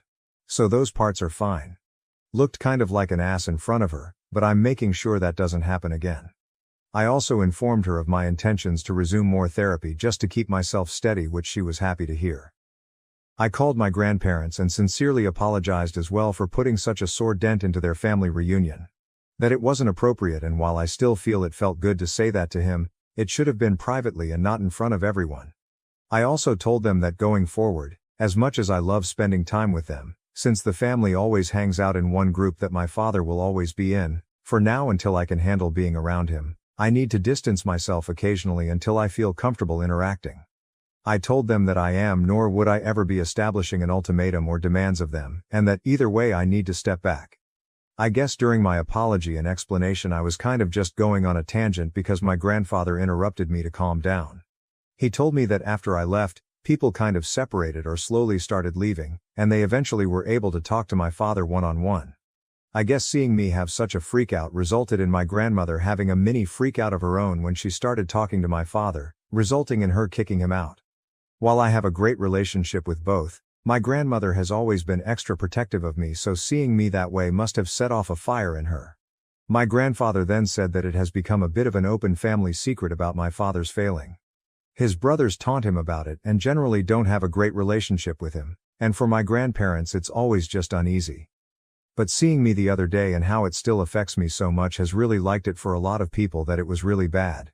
They began to try and say sorry if they didn't do enough, which I very adamantly retorted that they did more than what anyone could have expected. It was very emotional for a minute, but culminated in then telling me that they have decided to distance themselves from my father for the time being, and have given him the ultimatum that unless he has a deep introspective and regularly goes to therapy, that distance may become permanent. My extended family, I've been told, are going to try and reach out or call or whatever, but I asked them if they could relay to them that it's not necessary, and that I'm fine and am sorry to them as well for ruining the day, which again, they told me I shouldn't apologize for being hurt. Since then, extended family have sent some messages with the general consensus that it's okay, with some older members complaining about my lack of respect towards my father. And finally, I texted my father hoping to meet at a local coffee shop and have a final talk. I met him and he didn't look good. I think his parents tearing into him finally got the message through. I had so many things I could have said, but I instead asked him first thing if the coworker he gave the advice to took it well. He just said that neither him nor several coworkers interact with him anymore. I asked him if he truly 100% believes that every single thing he did for me as a child was for my benefit. He didn't really say anything. I then finally asked if he has any regrets for how I was treated as a child, and if he thinks he ever did anything wrong. He looked utterly defeated and just mumbled that he could have done more. I could have poked and prodded and could have gone on another rant, but instead I told him this should be goodbye and I hope he gets the help he needs. I think finally unloading my frustrations was what I needed to finally be able to move on and find peace. I absolutely need to keep on track for therapy and admit that a public bitching moment isn't okay, but I should be fine. Comments. Comment 1. This is an interesting one. The ability to control one's failures, yes, that's what I'll call your situation, is very powerful. You'll do all right. Comment 2. Congratulations sincerely on owning your actions. No matter how justified, you acknowledged your outburst was uncomfortable for others and likely not appropriate in that setting. It takes incredible strength of character to admit your failings even if you have no idea how else you could have reacted in that moment. That you immediately communicated that to your loved ones is a huge sign of how respectable and genuine you are as a person. I really hope you keep moving forward from this situation with the same mindset. Good luck. Comment 3, NTA. It sounds like you handled things well after what happened. You took responsibility by apologizing to your girlfriend and family, and it's clear you're committed to moving forward by focusing on therapy and healing. It's understandable that you snapped given everything you've been through. It's also clear that your outburst made your family realize the impact your dad's behavior had on you. Don't beat yourself up over it. You've done what you needed to do to move on, and it seems like you're on the right track now. Update 2, September 12, 2024. 3 weeks later. Things have progressed over the last couple weeks and I now have a broader context about my family. Long story short is, there was a lot hidden from me. My father was an absolute asshole to his family, and that's why they treat him the way they do. I got a lot of feedback including the compilation posts on Best of Redditor updates and Boru, and one thing that stood out was people questioning if my extended family could have contributed to the abuse and that's why he was so feeble. And since I was trying to work on my relationship with my family, I figured it was time to ask the hard questions before going that far. I met with my dad's brothers who invited me out to a popular lunch spot. For context and clarity. Dale is the oldest brother. He is married and has a daughter and a son. My father is the second oldest, self-explanatory. John is the second youngest, also married with a son. Bill is the youngest, married with 3 daughters. So anyways, we met up and I ripped the band-aid off asking about my father growing up, what he was like beyond the basics I know, and what really is going on with their relationship. Dale sighed and basically summed up that besides what I know, there is a lot of backstory I'm unfamiliar with that they never told me about simply because it was never the time nor the place to. What I've always known is that my father was fairly normal when he was young, a little shy but fantastic academically, played sports occasionally, had a close-knit relationship with his brothers, and meeting my mom in high school junior year made everything go downhill. What I didn't know was that my father was a guiding figure for his 2 younger brothers and was generally seen as one of the nicest people, with a bright future ahead of him. My grandparents adored him and he even became a little bit of a golden child, but no one minded. The reason his family doesn't respect him is what happened to his behavior when my mother got attached to him. It first started simple. My mother acted rude and distant to the family. They weren't huge fans, but my father loved her so they tolerated it. She became possessive and slowly isolated my father and convinced him to give up his ambitions and goals. The family became concerned and spent a long time trying to talk to him and convince him to leave. My father didn't budge and began to lash out. When I was born, my extended family tried to talk to my father about my mother's attitude. My father was angry and threatened to report them for harassment. He was in denial about her behavior. When Dale's wife was having fertility issues, my mother messaged her appalling and cruel things. When Dale was pissed and went to talk to my father, he told Dale to drop it and even justified it. Dale punched him and the police almost got involved. Dale hated him going forwards. John grew to hate him when my mother insulted his son due to mild physical disabilities. My father cracked a joke about what she said. John hated him then. Finally Bill, who always idolized my father, tried to inform my father that my mother made a pass at him and urged divorce. My father responded with a maddening call of utter hate and relationship-ending words. To sum it all up, the more time my father spent with my mother, the more he began to repeat her attitude. When they showed signs of abuse to me and tried to intervene, my father threatened to lie, to accuse them of worse things. My mother had money and lawyers and could make their lives hell if they tried, and my father would gladly let her. They were stuck and could only do so much at a time. The older members of the family, like the grandparents, great and uncles and such, believe in the traditional mindset of family sticking together no matter what, while the generations further down want to keep a distance from him. They're all stuck between a rock and a hard place. There's more they told me out. It was all essentially that my father died on the hill for my mom, ruining his relationship with his brothers in the process. And when she died and destroyed him, he probably had to realize it was all for nothing. My grandparents seem to not want to accept the fact that he was lost, or maybe they hope he can fix his life. Who knows? This was a lot to process and was only confirmed by my father himself when he called me to ask about family therapy with us. I cut to the chase and asked if what I heard was true. He said yes. I would have agreed to maybe some family therapy, but now I have no idea. I refused to force my son to forgive my brother after he excluded him from his wedding. Now my family's divided over it. Allow her to organize everything, including the location, cuisine, music, etc. In July of last year, Karen made the decision to organize a destination wedding at a posh resort. The invitation arrived, and it was sent to my son and myself. I tried to book our hotel room as soon as the page launched, and I even had a +1 if I wanted to. To be clear, I couldn't risk not getting a room, therefore I had to call the hotel to make my reservation because the link wasn't working. The email confirmation stated room for 2 adults, but I didn't give it much thought because I thought the hotel representative's language barrier might have caused the error. At about the same time, I also purchased our airline tickets. Less than a month before the wedding, in January, my sister-in-law contacted me in tears and told me that Karen had messed up. My kid was 13 at the time, and it seems that the resort was adults only, meaning that no one under the age of 16 was permitted. When I requested whether Leo and I might stay at another hotel, they informed me that my son would not even be permitted to attend the ceremony or the reception because the entire resort was child-free. Disappointed, I promised my sister-in-law that I would discuss it with my son. She insisted that she and Jack wanted to inform him in person, even though I knew how thrilled he was about his uncle's wedding. To be honest, when my son was informed that he couldn't go, he broke down in tears. He begged them to reschedule the wedding, even providing his savings as collateral. After 30 minutes of this, my sister-in-law became irate and informed him that the day wasn't about him and that he was being self-centered. After a while, Leo apologized and retired to his room. My son ceased communicating with my brother after the wedding. Unless it was specifically concerning me, such as when Jack had to relay a message because he couldn't get through to me, Leo would ignore any messages that Jack sent him. Leo would only answer simple queries like, "Can you pass the salt?"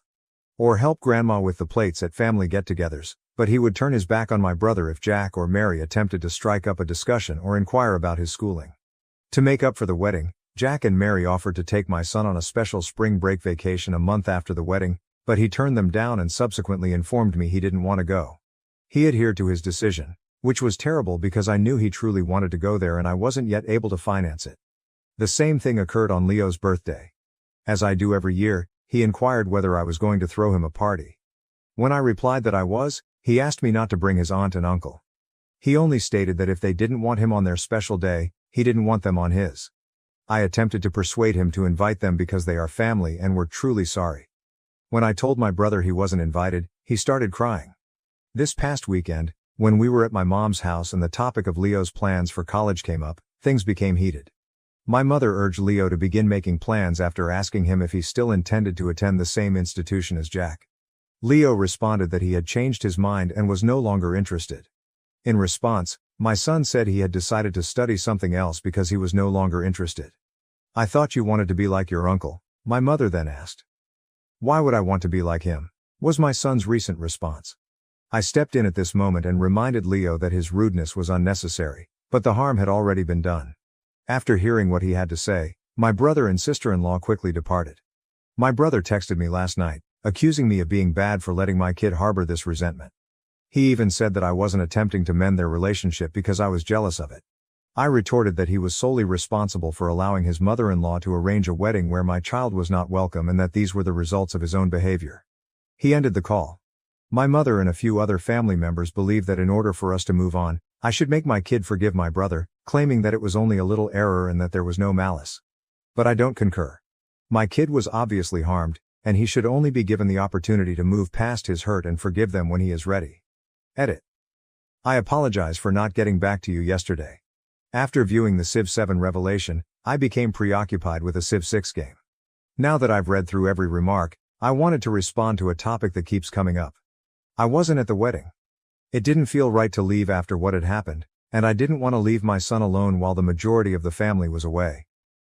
Leo's tone, more than the words he used, was impolite in his response to Grandma's query. He provoked his uncle with a tone that I've seen him employ previously and am familiar with. He was attempting to start a quarrel, not only answering an improper query.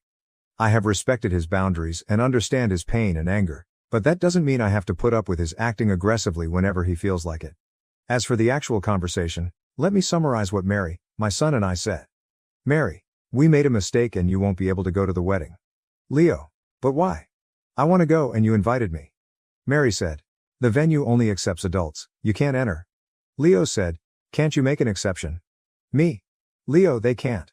Do you recall being informed that they couldn't have kids in the bar when you applied for a part-time job there? That's how it is. Leo says, can't you get married somewhere else? Mary. We are unable to.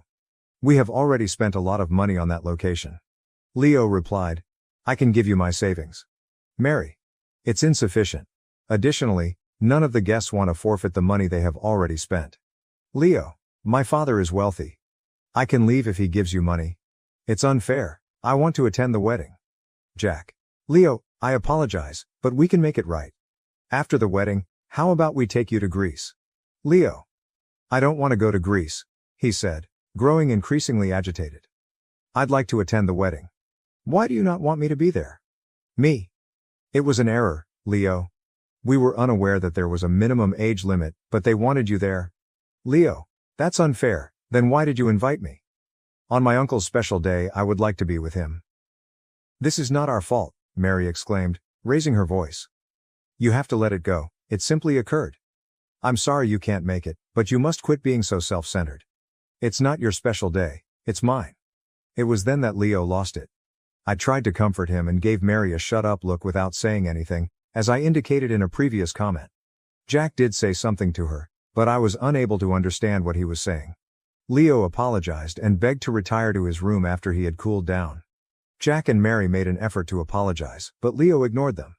My kid requested me to go, but I followed him to his room to check on him. I returned to the living area. What the devil is wrong with you? I asked. It is not your place to shout at my son. Mary, I apologize, I simply have too much stress. For the past 2 months, my mom and I have been at odds over this.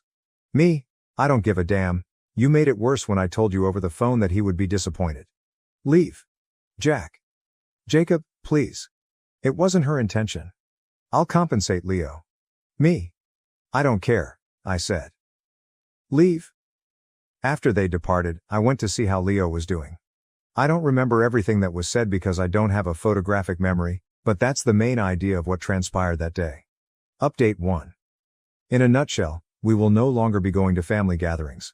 My brother promised to respect my son's boundaries after we spoke. He also described the actual events. Leo is currently doing a lot better. Longer update. I told my mother that until things settled down and, more crucially, until Leo felt at ease again, we would both no longer attend family events.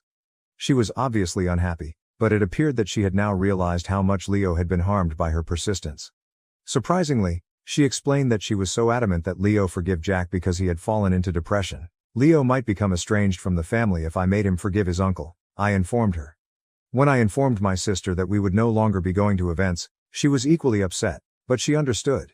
In order for the children to continue spending time together, she recommended that we establish our own weekly ritual. Over the last few weeks, Leo has spent time at my sister's house 1 week and her kids have visited me the following. Leo appears okay with this arrangement, and it's beneficial that grown-ups aren't pressuring him to talk to his uncle. I texted my brother the weekend after my post to arrange a private meeting so we could chat. Mary wasn't present. Jack quickly expressed his regret for his actions and the things he had said to me. He verified my suspicions. He had been under stress due to frequent arguments with Mary and had even contemplated divorce due to the severity of the situation. I assured him I wasn't worried about it, even though it might sound harsh. I hoped he would be honest with me about what had transpired. Jack insists that it wasn't until late November that he learned the venue was child-free. But Mary had known for a long time, perhaps since the beginning, as many of you suspected. It seems that this all began when Jack and Mary took Leo to the beach a few years back. My son unintentionally called Jack Dad when they were playing, but he swiftly corrected himself. Jack said it was simply a minor lapse, similar to when a toddler calls a teacher Mom. Jack dismissed Leo's embarrassment with a laugh. The catch? During that vacation, Jack's father-in-law, Phil, and mother-in-law Karen, were present and heard Leo. Knowing that Mary couldn't have children, Karen lost it when they got back from the trip and said she was triggered by witnessing a random child call Jack Dad. Karen became poisonous and hostile toward Mary, making demands such as preventing Leo from being present during her visits, despite Mary's attempts to clarify that it was simply an innocent error. Karen coerced Mary into allowing her to organize the ideal wedding for her only daughter, despite Jack and Mary's initial desire to elope and forego a lavish ceremony. After years of manipulating emotions, Mary ultimately gave in an attempt to maintain harmony. Karen then took over the wedding plans and deliberately picked a location that would not accommodate children. When Mary tried to protest after learning that the venue was reserved, Karen played the victim and dismissed her worries. Even if they slept at a different hotel, Mary said she tried to work out a deal with the resort that would let kids attend just the ceremony and reception. The management, however, refused to change the policy. Mary became more and more nervous as the date drew near, and in November she told Jack the truth. My brother claims that Mary finally snapped at Leo, in part because to her own mother's persistent manipulation and bullying, and in part because she felt guilty for allowing things to get to this point. Jack informed me that instead of excluding Leo and my sister's kids from the wedding, he would have called it off if he had known sooner. However, it was impossible to cancel by November since too many attendees had already reserved hotel rooms and flights. None of this, I informed Jack, justified the way he and Mary had handled Leo, particularly Mary. Even though she was older than 40, she nonetheless picked a battle with a toddler. Because Leo intended to utilize the £2,000 he had saved to attend Jack's wedding, she had screamed at him and called him selfish. I reminded Jack that he had disappointed Leo, who admired him and considered him a hero. Leo had learned that Jack didn't value him as much as he had assumed. I informed Jack that I would go low contact myself and that I would back Leo's decision to stop communicating with him. Jack requested an opportunity to apologize to Leo, but I informed him that he had already done so and that his only option was to wait for Leo to accept it. Although Jack appeared offended, he promised to honor our requests and give us some space and time. Regarding my son, I expressed my regret to him for not advocating for him earlier and for making him go to weekly family events. I informed him that going future, he was free to choose how he wanted to manage that aspect of the family. I informed Leo that I would be there for him no matter what and that I wouldn't be disappointed if he decided to quit going entirely, even if he looked hesitant to do so. I was pleased when Leo proposed that we spend more time together, alone, doing things he used to do with my brother, rather than attending weekly family events. We attended a vintage car exhibition last week, and we're going to see Wicked the following week. It sounds like fun, but I'm not a theatrical person. Leo shouldn't hold back simply because he had a falling out with someone he cared about, I told him, adding that I was concerned he had stopped doing things he enjoyed. In essence, I informed him that he could still enjoy those activities, alone or with someone else. He acknowledged that, in spite of Jack, he had ceased doing them even though he really wanted to. I then made the decision to buy him some games that he had been looking forward to but had refunded following the altercation with my brother as an early Christmas present. He even persuaded me to join him on his PS5 for a game of Final Fantasy Online while he plays on his PC. He seems to like watching me fail, even though I'll admit that I have no idea what I'm doing because the last Final Fantasy game I played was still in 2D. We would appreciate any advice you may have. For my birthday, we ultimately agreed to travel to his ideal location. I was a little disappointed that I won't be celebrating my brother's birthday for the first time in almost 50 years, but all that matters is that I have my son. It's a relief that Leo is content and less anxious about family issues. It's also encouraging that the family appears to be finally recognizing our limits. All I can hope for is that my brother can improve his marriage. Even though I'm angry at what they did, I do want him to be content. After finding 2 tampons and other clues, I uncovered a disturbing truth behind my husband's secret meetings. Original post: I, 29F, have been with my husband, 30M, for 7 years, married for 4. I've never had reason to suspect he was unfaithful to me or even remotely dissatisfied with our marriage. He likes to joke that we're still living the honeymoon phase nearly 5 years and 2 kids in. I wouldn't have questioned that, or him, were it not for a surprise I found in his car last month. When buckling our daughter into her car seat, I noticed something slotted between the cushions. I pulled it out and saw that it was a tampon. This wouldn't have been so unusual had I not had an IUD that has stopped my period for the past year, and I didn't even recognize the wrapper style. I brought it to my husband's attention, and he didn't seem to understand what it was, let alone why I was holding it, until I told him where I'd found it and why I was almost certain it wasn't mine. He shrugged and said it probably belonged to his coworker, Fiona. It's not uncommon for my husband to carpool to lunch with his coworkers, and we're both fairly close to Fiona and her husband, so I figured it was entirely possible the tampon had slipped out of her purse whenever he had driven with them or offered her a ride. No big deal. I put it out of my mind until we had dinner with Fiona and her husband a couple weeks later. I had sincerely wanted to believe my husband. I just couldn't get over the way it had been tucked in the seat and how my husband had seemed not to have any regard for it whatsoever. Maybe playing dumb. I don't know. I did something that I now feel kind of crazy for doing. I faked an emergency and asked Fiona if she had any tampons while we were out together. She handed me one almost identical to the tampon I'd found in our back seat, and I breathed a sigh of relief. So the tampon there was probably the same tampon here, and in all likelihood, there was an innocent explanation as to why it had been left in the back seat in the first place. I thought I'd seen the last of the out-of-place feminine hygiene products until I found another tampon this morning. This time in my sock drawer. I feel physically ill at the thought of my husband having an affair and even more nauseated at the thought that the woman might have left these tampons out for me to find. If it was my husband's coworker, why would she give herself away by offering me one the other night? In any other situation I would want to talk to my husband about this, but I feel too sick and embarrassed to approach him with what I've found. What should I do? Relevant comments. I've had a period of 30 years and never put a tampon in a sock drawer. Trust your gut and get cameras. Neither have I. I've considered so many explanations for the tampons that wouldn't implicate my husband, but none of them make sense really. I'm terrified to set up a camera if it means confirming what I suspect right now. Has Fiona been over to your house and had time to plant the tampon? She's been to our house many times and vice versa. To my knowledge, she wasn't over any time in the past week, so if she planted that second tampon, she had to have found a window of time when I wasn't home. Anytime she and her husband visit, we all stay downstairs, and you'd have to go really out of your way to make it to our bedroom, that is around our dogs, over the safety gate, past the other bedrooms. Not saying it's impossible, but definitely tricky to do on a quick bathroom break, I would guess. How old are your kids? Could they have found a tampon and put it in a random place? 2 and almost 4. Both have a mischievous streak, so I didn't want to rule out the possibility of one of them moving stuff around, but I can't imagine how they'd get their hands on one, possibly 2 random tampons that I never bought. Update post. Contemplating every possible source of 2 tampons has been my personal hell for the past few weeks, but I wanted to share an update. Shortly after posting here, I told my sister what happened. The tampon in the back seat and the sock drawer, my husband's cluelessness, the tampon from Fiona, and all the things I suspected but didn't want to believe. We compared tampons, save for the back seat one I had already discarded. And they were a match, just in different absorbances. I hadn't left either in a place where my husband or daughters would have found them and moved them around. My daughters didn't know what they were or where they had come from. My sister was convinced it was Fiona, either fucking my husband, fucking with me, or both.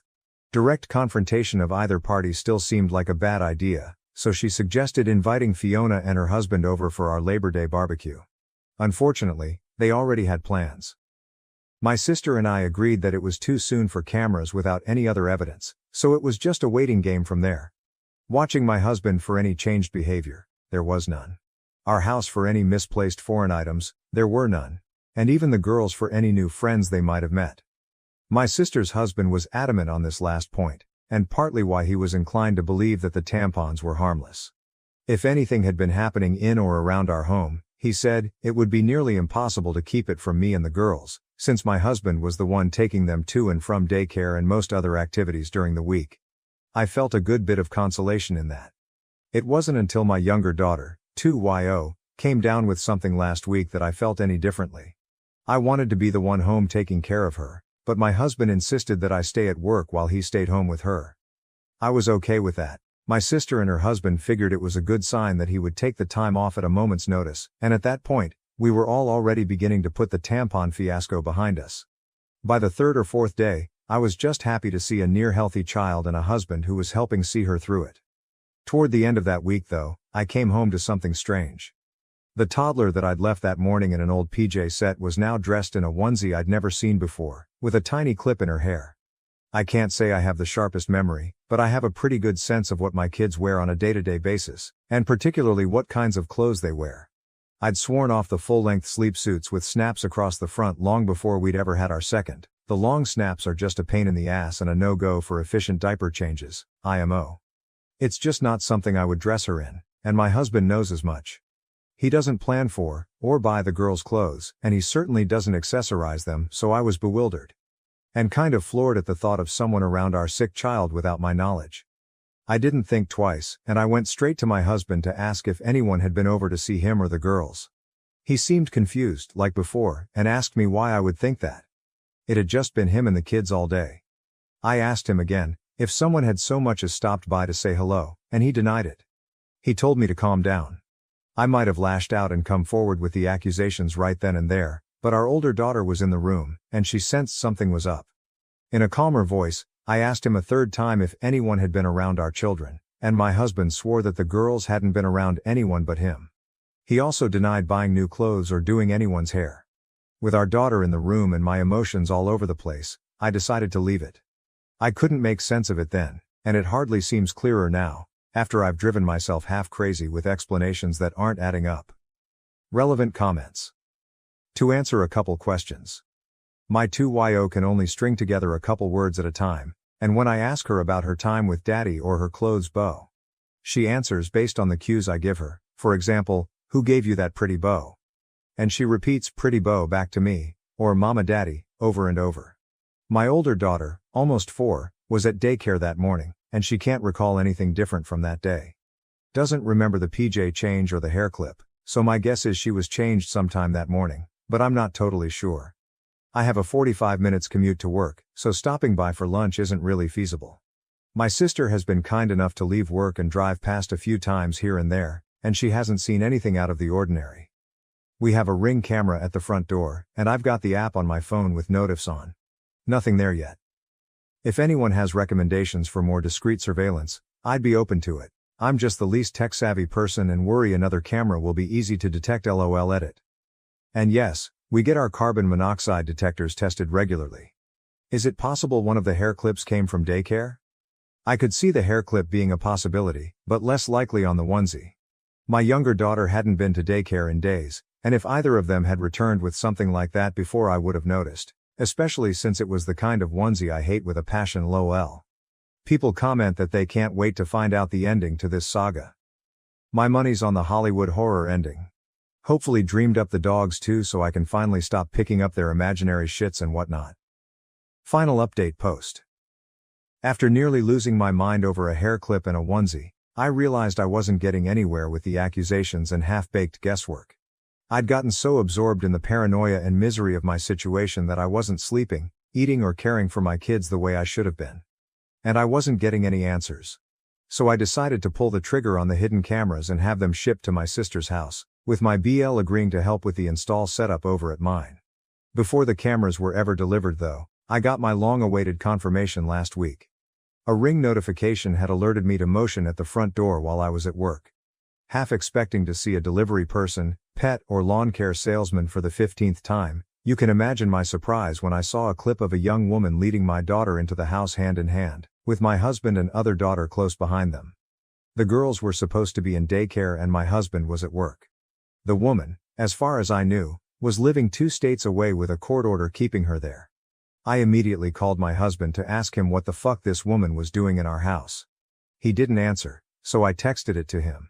Even in his stupidity, he probably realized he had messed up by going through the front door, knew I had gotten the ring notification, and wanted to delay the inevitable. By the fifth or sixth subsequent call though, he did pick up. The woman on the camera was my husband's sister. As I would come to find out later, she was the likely source of both tampons, the onesie, and the bow. She is also a registered sex offender and a recovering addict, who spent the better part of her adolescence and young adulthood coercing the silence of another one of my husband's family members after she had molested them. I hadn't seen or heard from her in years, and from the way my husband talked about her, I didn't expect I ever would. But here she was, in our house, with our children. Suffice to say I was livid. It wasn't an affair at all and still, somehow infinitely more disgusting knowing who it was and why all of this had been happening. Apparently my Sil, fresh off another stint in rehab, had wanted to reconnect and make amends with people she'd hurt, and my husband was high on that list. My husband didn't want me to know or, worse, try to keep her family, our children, away from her, so they'd been meeting in secret, often at our house when I was at work. They would enter through the garage, in my husband's car, so the Ring camera at the front door wouldn't tip me off. She spent the night on a weekend I had been on a business trip and slept in our bed. She babysat our girls on a night my husband told me he had dropped them off at his parents'. She bought the girls clothes and dressed my youngest in the onesie and bow that my husband had promised in his life I had dressed her in myself. My husband swore this was all in my head. The tampons, the onesie, the bow, and all the rest. He was perfectly content to watch me agonize for weeks over a woman he insisted didn't exist. Shrugging off each progressively more unsettling discovery like it was news to him and telling me I was being irrational. He insinuated that I was experiencing postpartum depression, 2 years after I'd given birth. 4 years later, I told him that one of my biggest fears for motherhood was to suffer from PPD like my mother had with me, to not be fully present for our babies and be left with a world of guilt and regret as they grew older. He told me I wasn't sleeping enough, that I missed the girls too much, that I needed to take a step back and reevaluate the state of my mental health. I gave him the benefit of the doubt because he was my husband, and because no other version of events made sense. Now, after a month of this mindfuck, I have nothing to show for my trust but this pathetic situation. And a lot of anger. My 12-year-old daughter left me for her rich stepfather. After losing her mother and being kicked out by her stepfather, she returns broke at 22. My ex-wife, then 41, female, and I, then 45, male, split up 12 years ago. She found solace in the company of a wealthy man. Sorry, there's no better way to put it. She was a stay-at-home wife and mother who had little interest in working or earning money. She wanted to stay at home and take care of the house and our daughter. I never forced my daughter to work after she was born, even though my finances were tight. I was working 2 jobs and earning enough money to eat well. However, my salary could not afford the luxury lifestyle she desired. I will not go into detail regarding my relationship with my ex. This piece is about Laura. Details regarding my ex-wife may be covered in another post. When Laura was 10, my ex-wife admitted that she had been sleeping with a wealthy man. She moved out on the same day that we filed for divorce. We became co-parents to Laura. Because I had 2 jobs and she didn't, we decided that I'd have Laura on weekends. I formed a strong bond with Laura. We have some fantastic adventure trips together. Even though the divorce was traumatic, spending time with her made me feel so much better. As time passed, I noticed Laura was delaying our meetings. Previously, every Friday, I looked forward to her email explaining what she planned to do over the weekend.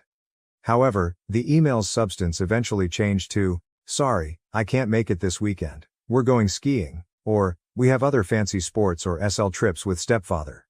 I initially ignored this, believing her stepfather was simply trying to keep her happy and that I should not be jealous. I eventually concluded Laura didn't want to see me as regularly. Our weekly meetings became bi-monthly, then monthly, only one day of the weekend.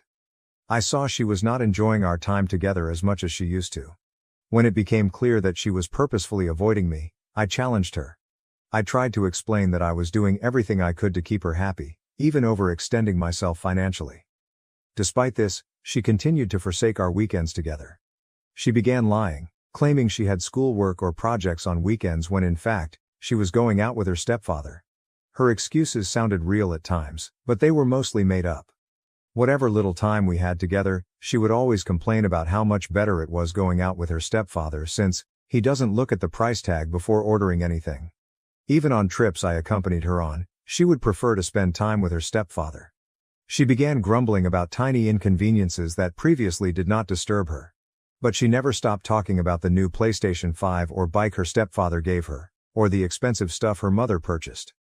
I felt she was too young to grasp that showering someone with material possessions is not love. The problem got worse when she ignored me for almost 3 months. Despite several calls and texts, I received no response. Desperate, I called my lawyer and told him everything. He informed me I could sue my ex-wife for alienating Lara. But Lara was 12 at the time, and my lawyer advised that if she admitted in court that she no longer wanted to spend time with me, it may exacerbate the situation. Lara could say she needed more money to live up to her lifestyle, which could imply increased child support. Yes, I was already paying child support, despite the fact that her wealthy stepfather provided so much for her. I dropped the idea of suing my ex for custody. There was no purpose. My attorney advised we have a formal out-of-court conversation with them. It would help me understand what they wanted. I agreed to go this way, and my lawyer wrote them a letter with extensive allegations. He said that we desired an out-of-court settlement. I had a strange sensation that my ex-wife would refuse to talk since she had enough money and time to burn in a court action. To my astonishment, she agreed to discuss and resolve this matter in front of the attorney. My ex-wife's husband attended the conference, as did my ex-wife and Lara. They both swore they were beyond this and had no idea if Lara was ghosting me. They admitted they had no part to play in it and stood aside, allowing Lara to speak for herself. Lara then delivered the most devastating blow of my life. She demanded that I relinquish my parental rights. That was 10 years ago, yet I still remember the frightening event vividly. I was dead silent for, I'm not sure how long. My lawyer pressed me for a response, but I just stared at everyone. What do I say? When I looked at my ex-wife, her lips twisted into a smile, as if she knew what was going to happen. I took Lara's hand and murmured, "Baby, I hope you understand what you're saying. Giving away my parental rights would mean you could no longer call me dad. You would no longer be my daughter." She shook off my hand, stared straight in my eyes and said, "Yeah, that's what I want." I was astounded. I ran out of words to explain the implications of her decision. My lawyer attempted to explain the legal repercussions, such as property concerns and other issues, but she refused to change her decision. She looked at her stepfather and questioned, "Once he disowns me, you'll be able to adopt me as your daughter, right?" He nodded with wide eyes and replied, "Certainly, darling." Words cannot express the bitterness I felt at that moment. My world was destroyed, to say the least. I lost my sense of purpose in life. After my wife of 15 years cheated on me, Lara was the one bright spot in my life. She was the one I looked forward to after working 2 jobs. I didn't date anyone for 2 years after my divorce. I didn't have the time and didn't want to. I wanted to give Lara my complete love and attention. This is what I received in return. She wanted to get rid of me. My state was so pitiful that I couldn't think clearly. My lawyer borrowed some time to respond to them. I'm sure my ex and her husband slept well that night after seeing me in such a vulnerable position. My lawyer drove me home. After he went, I cried like a baby for hours in my empty house. My heart was filled with a wide range of emotions. I contacted my folks and informed them of Lara's desire. They were completely terrified and hurried over to comfort me. My parents, particularly my mother, were really close to Lara. She had been caring for her for over a year when my wife needed surgery and was forced to stay in bed. During that time, my mother took care of both Lara and my ex-wife.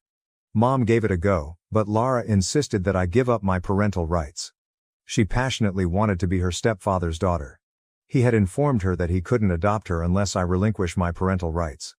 I asked my lawyer what my choices were. He suggested we could sue them for manipulating Lara, but because she was 12, it would be difficult to show she was being manipulated. Besides, they had the money to pursue a long court action, whereas I did not. Plus, what's the sense of battling when the person I'm fighting for has already decided on their side? It was a lost battle. I had no choice but to swallow the bitter pill and give up my fatherly rights. I spent the next week wrapped up in my bed. I left my second job. Who do I work for now? I lost all motivation to get up in the morning and go to work. I took so many absences from my full-time job and struggled so hard that I was eventually dismissed. I moved to a different town, slept at a subway station, and walked around like a crazy person for days. I gradually got out of it, found a new job, went to the gym and enrolled in treatment. It took me around 2 years to recover. I didn't date, but I did go on a lot of solitary treks as a form of treatment. During one of these visits, I met my current wife, Brianna. She had a 5-year-old daughter named Emma. After a while of dating, we moved in together. Brianna introduced me to Emma for the first time, and I broke down. She reminded me of Laura. I strongly wanted Emma to address me as Dad, but I held back. I did not want to damage myself again. I had a healthy but distant relationship with Emma. On her 12th birthday, Emma requested me to adopt her. I felt so overwhelmed. I now have 2 kids, Emma and Amy, a 3-year-old toddler, with my second wife. I believe I've provided enough context on my circumstance. Fast forward to a week ago. I was returning from work when I noticed a familiar face smiling at me. As I approached, I saw it was none other than Laura. I felt shivers, as if I had seen a ghost. She was taller, slimmer and much more attractive, but it was easy to recognize her. She ran up to me and hugged me, saying, "Dad, I'm your daughter Laura. I finally found you." I gazed at her with lifeless eyes and replied, "I have 2 daughters, but you're not one of them." Before she could say anything, I began walking away. She followed me, but I turned around and yelled, "Quit following me or I'll report you." I did not see her after that. The next day, she arrived at my residence. As soon as I opened the door, she exclaimed, "I apologize, I know you're angry with me, but please hear me out. Mom has died and Dad, stepfather, has brought his mistress home. He doesn't love me as much as he did when Mom was living. He's cut me off financially and says I need to start earning my own money. When I pestered him, he threatened to disown me." I listened to her outburst and said with a straight face, "So what?" She began pleading with me for another opportunity. I screamed at her to leave and slammed the door in her face. She then went to my mother and apologized. She was able to persuade my mother with her emotions, and now she wants me to reunite with Laura for the sake of our family. The anguish she caused me is preventing me from reconciling with her. Am I in a *** hole? Update 1. Some of you inquired about my ex-wife, wondering whether she was a gold digger, if she manipulated Laura, or if it was my fault. So here's a quick background on my ex-wife. We dated for 2 years before we married. She worked at a neighborhood bar as a waitress while we were dating. I was a regular there, which is how we first met. She was living with a coworker. I worked one full-time job and lived in a studio apartment. That's when I acquired another job, saved more money and purchased a house to accommodate her. We were married, and she quit her work. For the first 6 to 7 years of our marriage, she was pleased and content with my salary. But then she began moaning about how her friends' husbands earned more money. She would even tell me that instead of settling for me, she should have waited longer to find a richer husband. It was offensive and we would have fights. Of course, I couldn't just stand there and take the obscenities she hurled at me. Eventually, our connection became chilly and distant. One day, she revealed that she had been sleeping with a wealthy man and would be going out to live with him. I didn't beg her to stay, but I did warn her that these wealthy men regard women like her as toys. They play with them and then discard them when they're finished. She said she didn't rush things this time, and she'd been seeing him for 2 years. She trusted him enough to live with him. After that, I didn't have anything to say. I kept quiet and sucked it up. Some of you pointed out that Laura was just 12 when she requested me to disavow her, and that I should have battled for her. You are correct that she was a juvenile when all of this occurred, and I do not deny that she was emotionally and financially misled. When she became 18, she had the option of contacting me, but she chose not to. She's now 22 and is just seeking out since her stepfather cut her off financially. Someone questioned how my ex-wife died. I didn't ask Laura about it, but she informed my mother that her mother died from a serious illness. Laura also had a liver condition and needed surgery as a baby.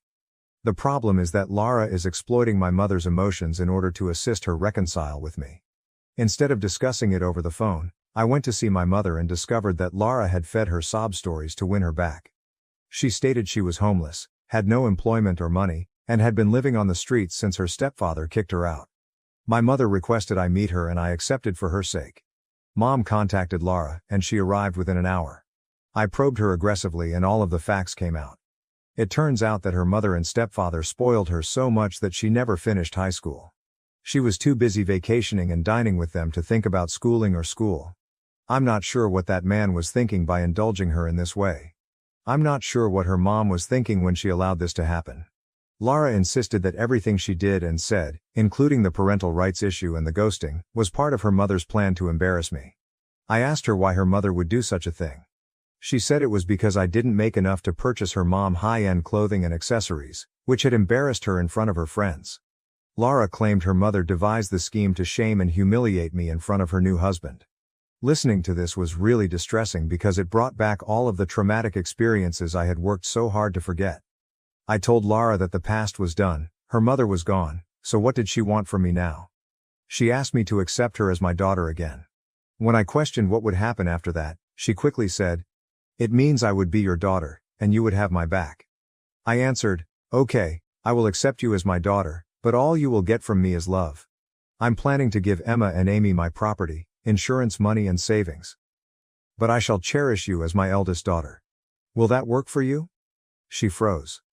After stammering for a time, she responded, "Yeah, we can discuss money later." "You are not going to make a will now, are you?" I said, "Yes, Emma and Amy are already identified as beneficiaries in my insurance and savings accounts. I also bought a house in the new city and gave it to my second wife Brianna. I won't change any of that for you. If you're good with that, bring me the document I signed giving up my parental rights, and I'll have my lawyer prepare a new one to overturn it." She answered, "Yeah, sure." But remained mute for the rest of the conversation. My mother offered her food, but she rejected, citing a pressing matter. 2 weeks have gone and she has yet to turn up. I pointed this out to my mother, adding that it was all about money. Laura backed off after I informed her I wasn't going to give her any.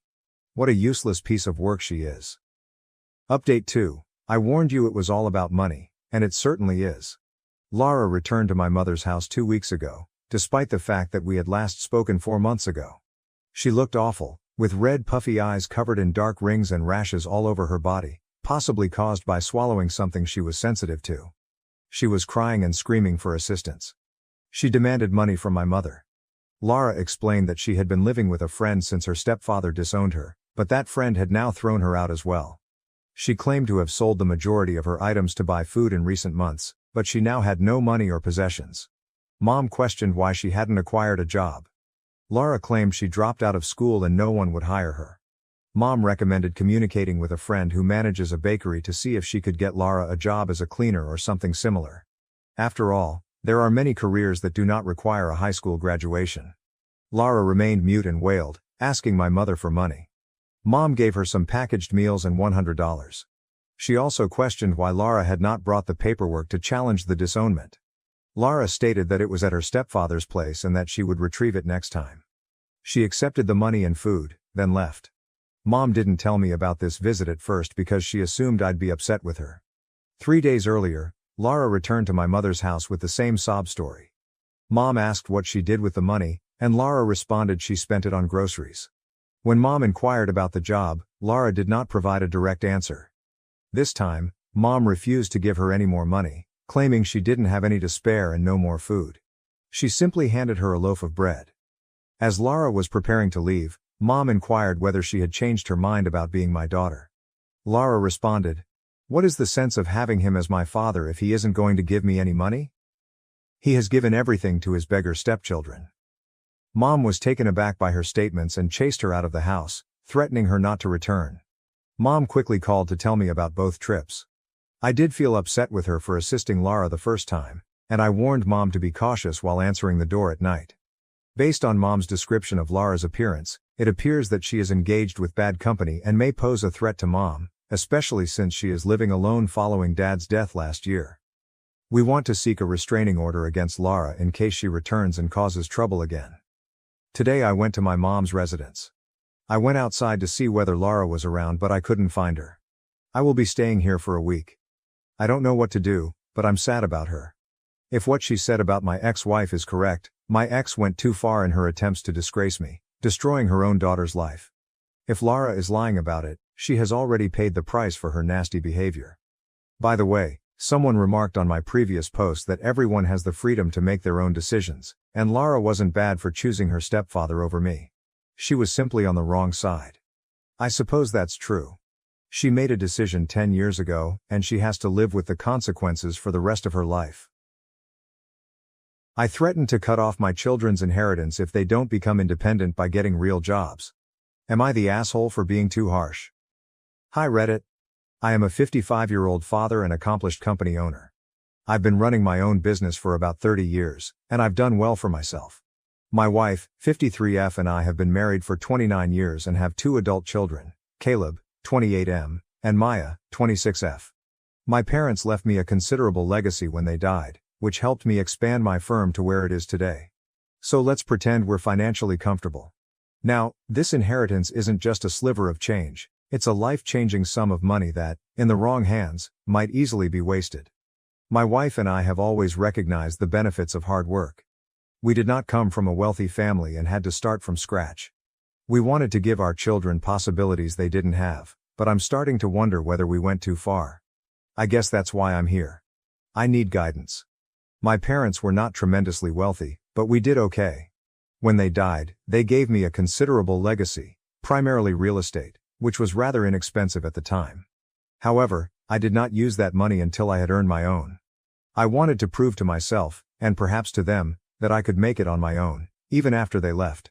So I threw my heart and everything into starting my business from scratch, and it is now doing exceptionally well. My wife and I have always lived nicely, and we have ensured that Caleb and Maya had everything they needed as they grew up. They attended the greatest schools, had unlimited opportunities, and never had to struggle as I did. But this is when things became difficult. When I started generating real money, I wanted to offer my children the life I never had.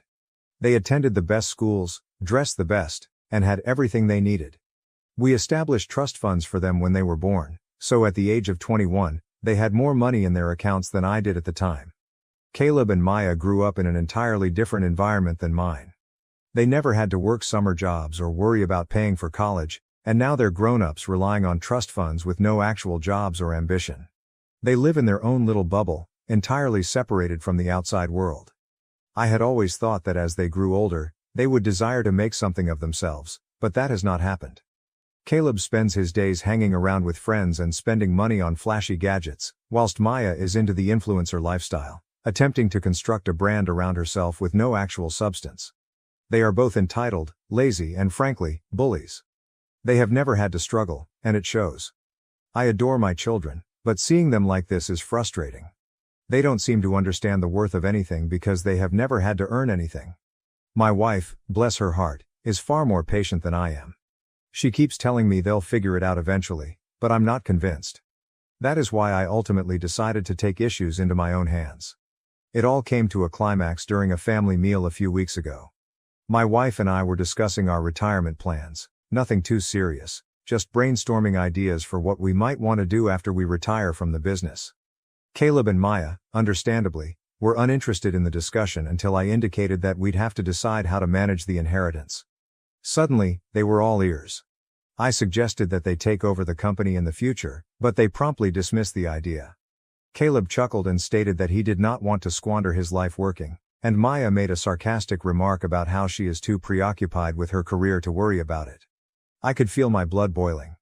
I asked them what they intended to accomplish with their lives, and they just shrugged it off.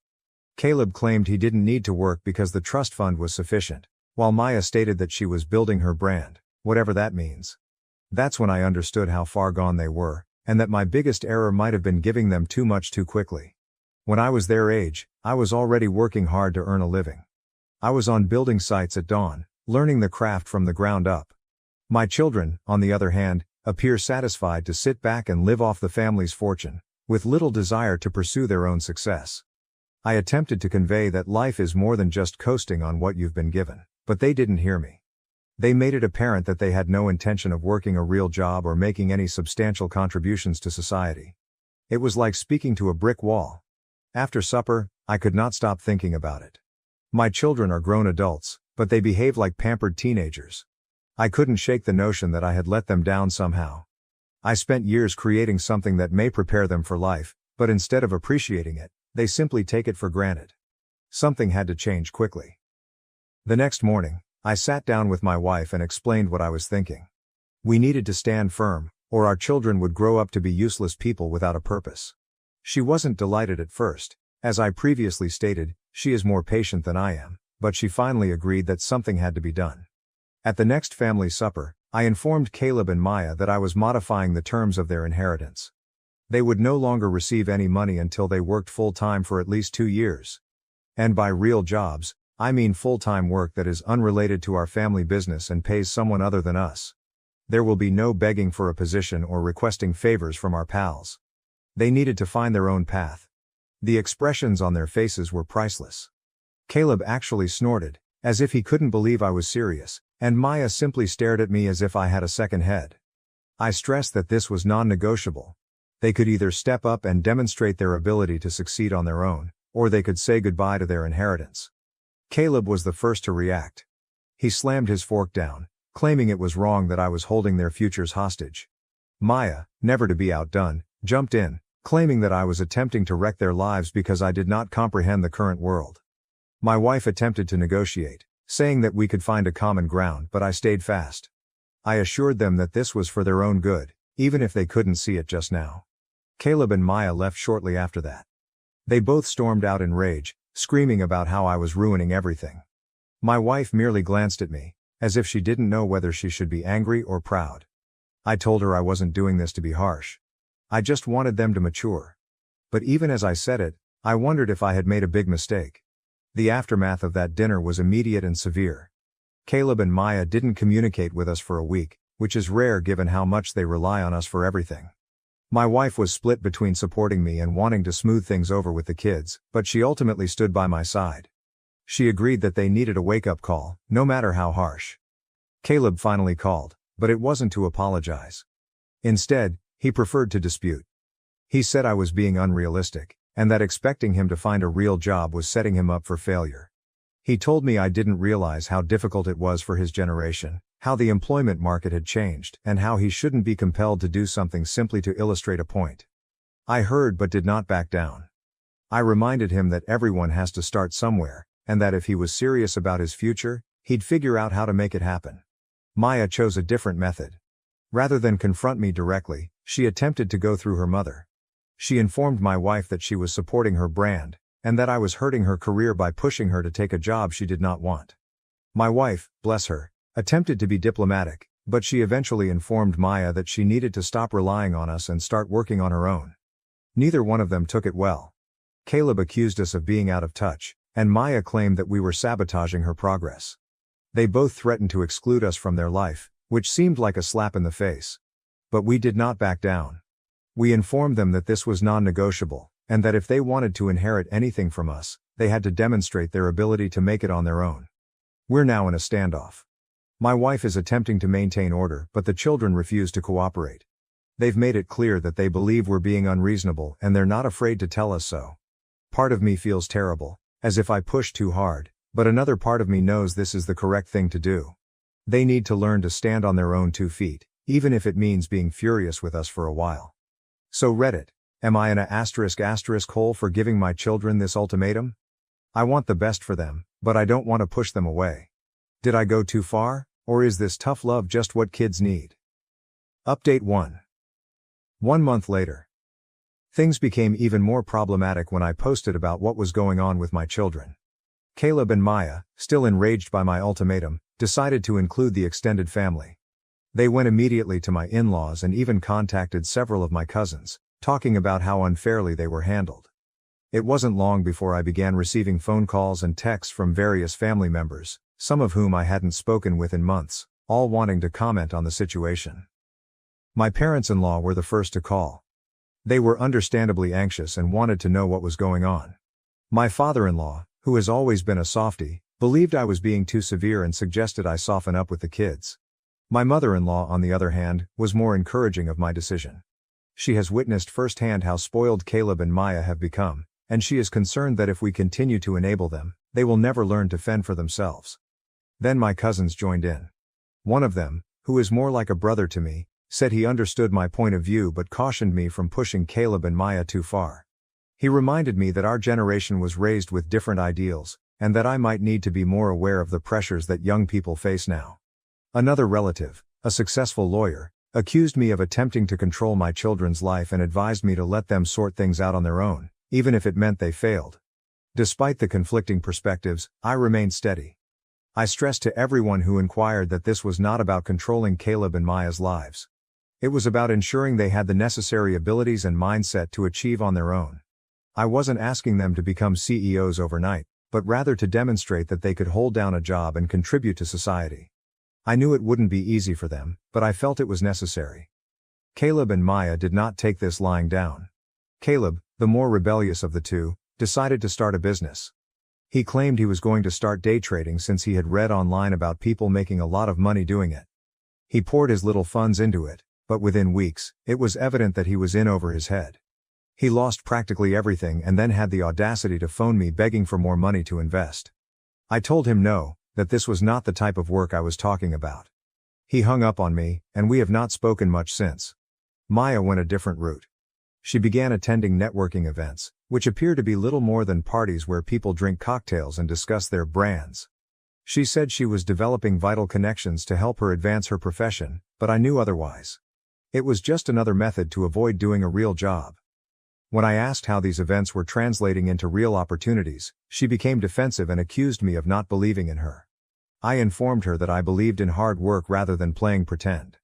At this point, it's evident that they're both looking for loopholes in my ultimatum. They want the inheritance without having to work hard, and it's annoying to watch them spend time on these half-baked plans.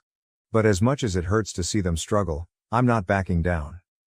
Caleb and Maya began to make less phone calls as the weeks passed. When they did, the conversations were typically heated. They both attempted to guilt-trip my wife and me, claiming that we were abandoning them and that they couldn't believe we were prepared to destroy our relationship for money. Caleb even threatened to cut us off altogether if we did not back down. My wife was upset, but I could tell she was beginning to see things my way. She had always been the peacemaker, but even she was becoming upset with their behavior. We both realized it wasn't just about the money. It was about their futures, and we couldn't allow them to go down this road.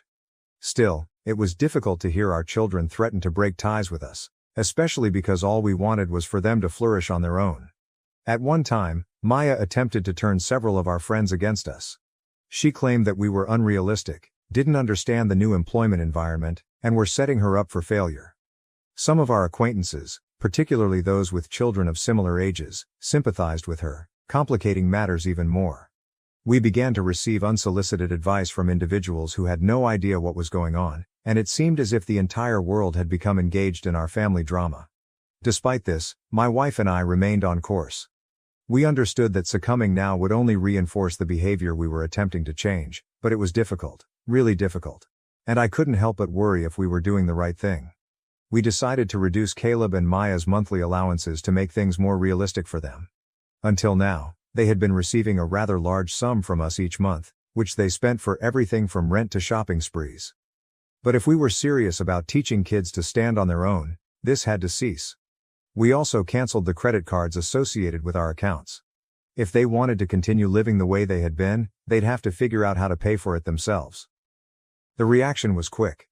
Caleb called, enraged, claiming that we were attempting to bankrupt him. Maya wrote a lengthy emotional email accusing us of being uncaring and said that she didn't know how she would survive without our help. My wife and I read it together, and while it was difficult to watch her sad, we knew it was the push they needed. We responded by assuring her that this was a normal part of growing up and that we were certain she would figure it out if she tried. For the first time, they were confronted with the reality of limited cash. Caleb could no longer afford his expensive hobbies, while Maya had to cut back on her socializing. They were both angry, hurt, and bewildered, but we could only hope that this was the tipping moment.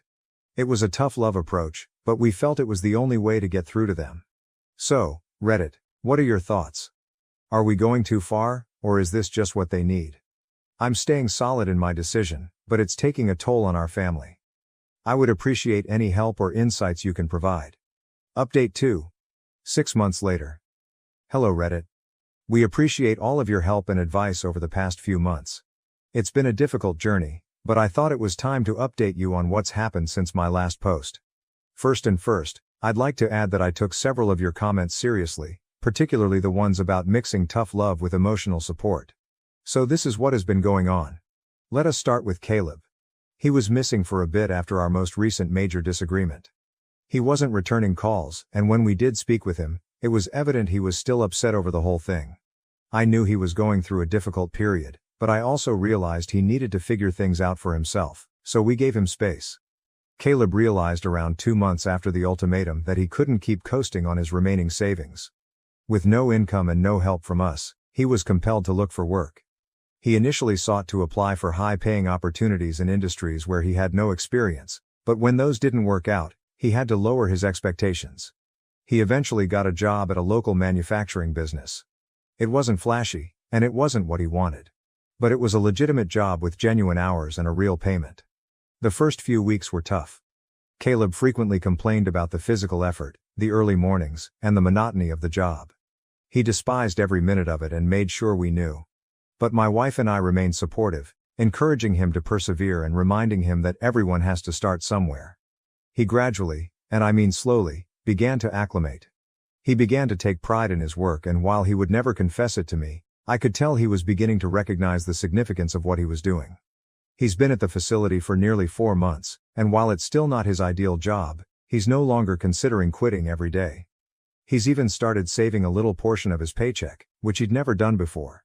It's a little step, but it's progress, and I applaud him for sticking to it.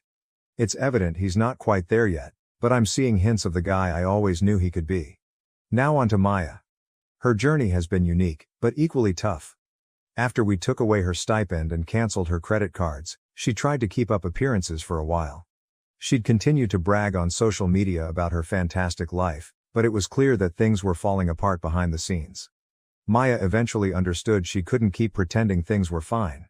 People stopped attending networking meetings when they discovered she couldn't actually provide anything important in return, and parties ceased being enjoyable when she couldn't afford to keep up with the crowd. It was a terrible wake-up call for her, and for a time, she appeared lost. But then something interesting occurred. One of the people she met at a networking event mentioned an entry-level position with a marketing agency. It wasn't enjoyable, and it certainly wasn't the influencer lifestyle she'd been looking for, but it was a job. After some coaxing and encouragement from my wife, she applied and was hired. She had a difficult first several weeks too.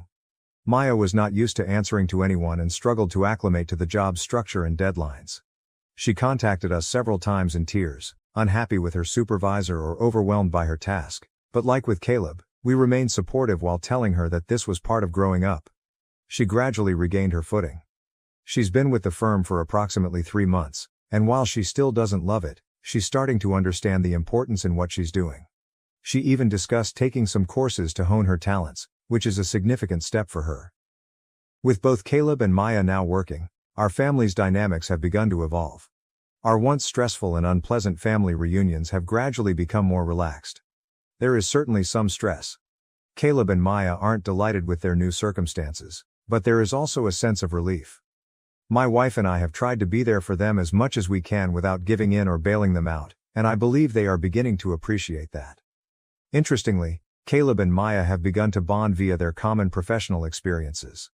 They have always been close, but this is different. They are commiserating about their work, sharing anecdotes about their difficulties, and even giving each other advice. It's good to see them supporting one another rather than relying solely on us for everything. Our extended family has also begun to come around. The family who initially condemned our decision are starting to recognize the advantages. They've seen the changes in Caleb and Maya, even commenting on how much more adult they appear. My wife and I still have moments of doubt, but we are increasingly confident that we made the right decision. I won't lie, witnessing my children suffer has been difficult.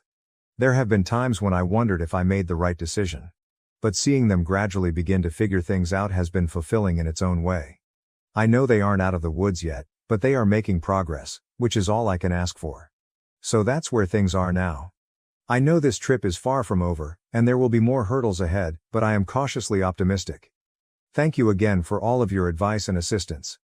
It's been quite helpful as we navigate this difficult circumstance. I'll keep you all updated if there are any noteworthy developments. In the interim, any suggestions for how we can continue to help Caleb and Maya without coddling them would be very welcomed. Update 3. 1 year. Mark, hi Reddit. I am back with another update. It's been about a year since the whole affair began, and I wanted to explain where we are now. First and foremost, I'd like to thank everyone who has followed our tale and offered advice. It's been a difficult year, but one of growth for all of us. Recently, we held a large family gathering to review how things were going. Caleb and Maya were both present, as was my wife, and it was the first time we'd all sat down together since the inheritance ultimatum began. I'm not going to lie.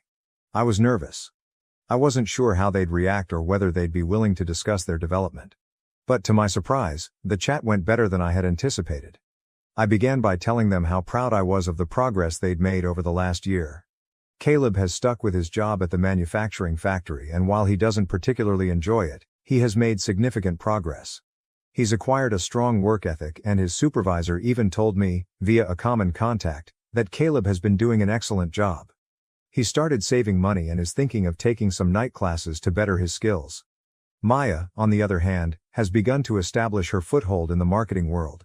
She's still at the same company, but she's taken on additional responsibilities and even directed a few small projects. She started talking about her job with pride, which I hadn't heard her do before.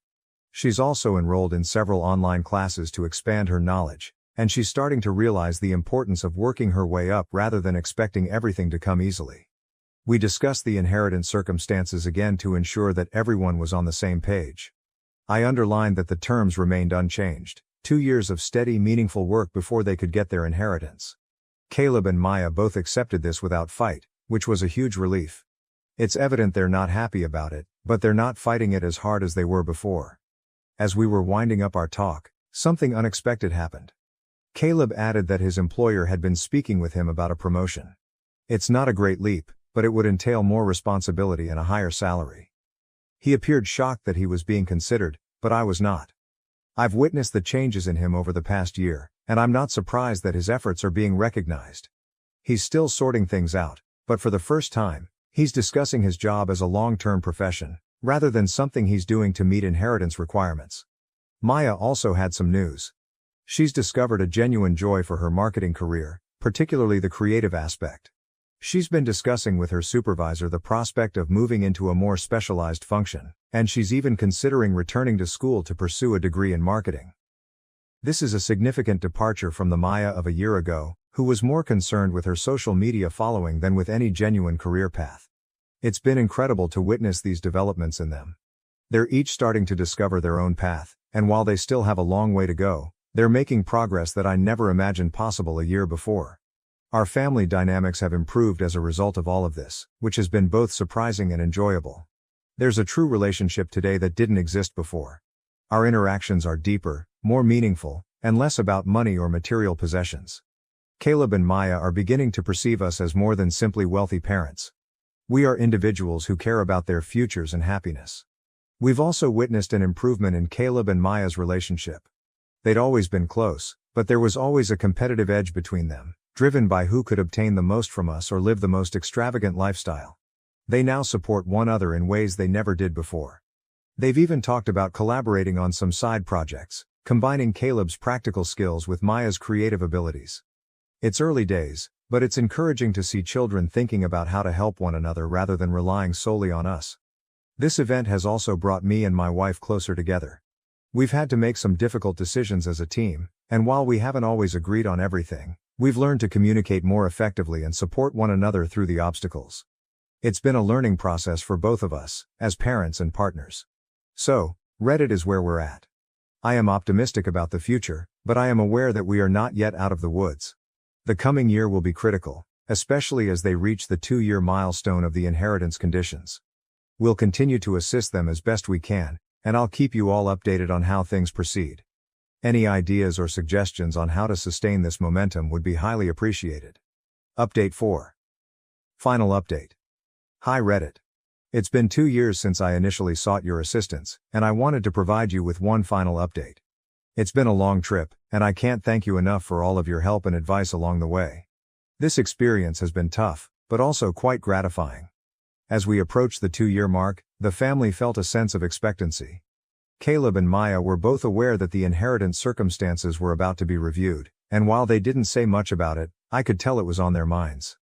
They'd both come a long way since that fateful supper where I first laid down the law, and I was curious how they'd take this final exam. A few weeks before the 2-year mark, we held another family meeting. I wanted to sit down with Caleb and Maya, learn about their experiences over the last 2 years, and discuss what happens next. My wife and I were both nervous and eager. We'd seen so much progress in them, but we knew this was a key time. When we sat down for the meeting, I began by acknowledging how far they had gone. Caleb and Maya both appeared scared, but I could see pride in their eyes. They knew they'd worked hard, and I wanted to make sure they knew we noticed and appreciated it. Caleb was the first to speak.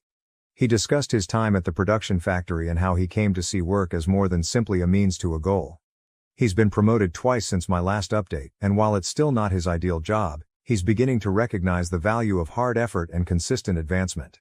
He's also begun to take on some side projects, utilizing the talents he's gained at work to create something of his own. It's evident that he's considering his future in a way he never has before. Maya then told her story. She is still with the marketing agency, but her work has become more specialized, with an emphasis on creative projects.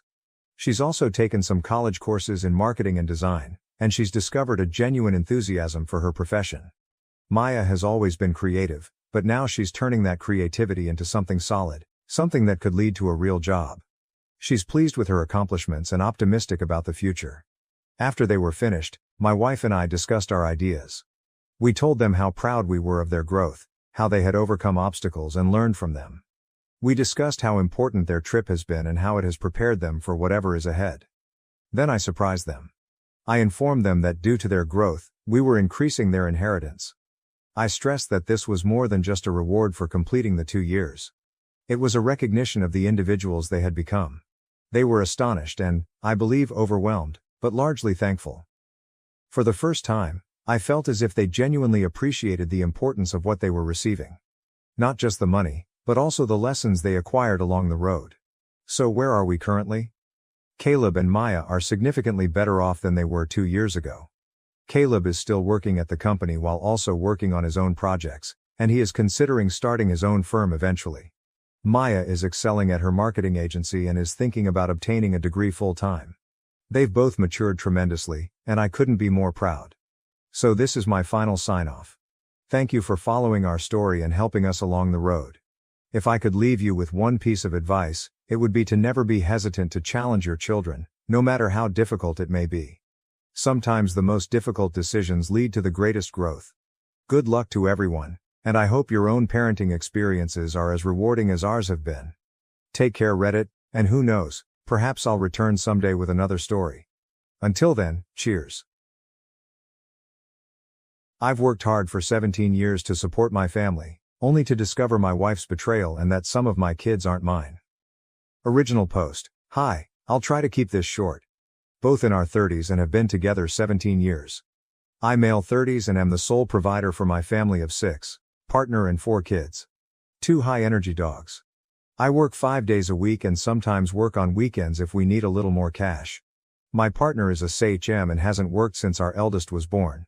By her own choice. I wake up at 5 a.m. and take the dogs out. Prepare kids' lunches, snacks, ensure all school essentials such as bags etc. are at the front door, then head to work in a physically demanding job. Kids are picked up for daycare, school at 7. Due to after-school activities and clubs etc. they're not home until 6. I come home at 7 and make dinner most nights. Help with homework, do bath time for the little ones, do dishes, take dogs out for a longer walk again. Put little ones in bed if the house is a mess, I will of course clean it. I pay for everything: mortgage, bills, insurance, groceries, clothes, toys, technology, after-school activities, dates, a woman to deep clean the house once a month. My partner wants to go on a 2-week-long vacation with her friends which will overlap with the weekend away I had planned with my brother who I rarely get to see as we live so far away. She wants me to cancel my trip as she's tired and needs a break. We got into an argument over it in which unkind things were said on both sides, but I am unwilling to budge on this. How do I get through to her that I need some rest? TLDR. I pay for everything, do housework, childcare etc. while my wife is a SAHM. She wants to go on a 2-week-long vacation with her friends, which means I won't be able to go on a weekend trip with my brother which was planned well in advance. We argued in which she told me I need to help out more and I basically said what's in the title. How do I get through to her? Edit/additional info. Hello all, sorry I haven't replied to many comments, but I have read most of them. I've seen a couple questions I'd like to answer and figured that making a post would be better than replying to individual comments. My children are between 16 and 6. My wife doesn't take anyone to their clubs/activities. Younger children's school finishes at 3 p.m. Their clubs are in the school. Older kids' school finishes at 3.30. They stay in a club until 4.30 and then go to a youth group with their cousins until they come home. My eldest makes their way to and from school on their own while my youngest is picked up and dropped off. Kids are of course able to eat breakfast at home, but often enjoy eating with their friends before school starts at 8. My wife doesn't walk the dogs because she doesn't like to, and frankly, they don't like her. I enjoy my time walking the dogs because it allows me some time to think. We have a large yard with dog houses, toys and some agility equipment for them to use while I'm gone. They also get mental stimulation through Kongs and puzzle toys which have been prepared and stored in the freezer. What does my wife do all day? Honestly, she's not isolated. She often tells me of things she's done with her friends, sister, mother, etc. She goes to the gym, does and enjoys hobbies such as embroidery, knitting and some jewelry design. She changes what she likes to do, says it keeps things fresh. Housework-wise she does the laundry, I fold and distribute later. She will give dogs water and prepared meals. Enrichment. We have those robot vacuums and air purifiers to deal with the dog hair, but my wife will vacuum if heated. I wipe the countertops, put dishes in the dishwasher after meals. Older kids take care of their own rooms, bathrooms for an allowance. Have you ever not truly noticed something until it's right in front of your face? I was so mad because I wanted to go see my brother and she wanted to go on vacation with her friends. Yes, she wants me to pay for it. And things have been like this for so long that I didn't see how unfair and imbalanced things were until I truly started to look at how our duties were distributed. You've all given me a lot to think about. I'll answer some comments later. Update 1. Some of you have suggested that I enable her behavior and I'd like to address it, to explain how things got this way to begin with. My wife worked from age 16 to 20, but I'd often come home after work during the early stages of her pregnancy and she would tell me of how bad the morning sickness had been and how she was getting in trouble at work for being late or not turning up due to the issues she was having. One night, after a long discussion about things, she suggested that it would be easier and better for her and the baby if she stayed home during the pregnancy. I was reluctant at first because we weren't exactly swimming in cash, but ultimately the health of my wife and child were more important than a few months of added stress. To save money, we moved in with my wife's older sister and her husband. We split rent and utilities, but we're still saving some money. The pregnancy wasn't easy on her, she was often cranky and uncomfortable and as a result could be quite mean, rude and a bit handsy. So after further discussions with my wife and her sisters, I took on more of the household duties such as cooking, etc. When my eldest was born, my wife's sister helped with childcare while I was at work for the first year, but after she and my wife had a fight when he was about a year old, we moved into our own place. But my wife struggled during the day when I wasn't there to help, so we ultimately decided to put him in another daycare facility. I would drop him off on my way to work and would pick him up on my way back home when I finished. Once home, one of us would cook dinner while the other watched the baby. Back then we had no pets, so household duties weren't too much and could be handled by a couple hours cleaning on Saturday or Sunday when we could split it between us both. When my son was 3, my wife's sister offered to get her a job where she worked. My wife had to do an interview, but my SIL was confident she'd get the position. My wife was reluctant and nervous about returning to work, but attended the interview and was offered the job. I don't remember much of our celebrations that night, but it ended in the conception of our second child. My wife told me when she'd been at her new job for just over a month. She stuck it out for a couple more weeks, but was fired due to not turning up for shifts. I asked one of her doctors about the issues she was having so early in the pregnancy, back pain, leg pain, nausea, etc., but my wife cut me off before I could finish and asked me to leave the room. When we got home, she berated me for speaking to her doctor like she was a child and told me that if she wants something brought up to her doctor regarding her pregnancy, that she'd do it herself. I had embarrassed her because she knew her body and knew what was normal and what wasn't. I still thought the issues had to be addressed with her doctor, but whenever I brought it up her mood swings would get worse. My meal came to live with us when my second was born for a short while when I returned to work after my paternity leave. When my daughter was about 4 months old, my wife expressed that she was having difficulty looking after her by herself during the day, but my Mill, who had her own life and responsibilities, couldn't come back and stay indefinitely. We had a 2-bedroom apartment then and having her sleep on the couch didn't seem fair to me. So we enrolled my daughter in daycare while my son was at nursery. My son went to daycare after nursery as well, so I'd pick them both up around 6 p.m. and head home. My wife promised she would speak to her doctor about the possibility of depression, etc., and her mood did improve with the additional help with the children. My wife took on cooking and cleaning duties then, but struggled as well. I would often come home to burned, ruined food, and would need to make something else anyway. So I ended up cooking dinner most nights so we wouldn't be wasting food. During a weekend away for a friend's wedding, when my daughter was 5, I suggested that my wife go back to work.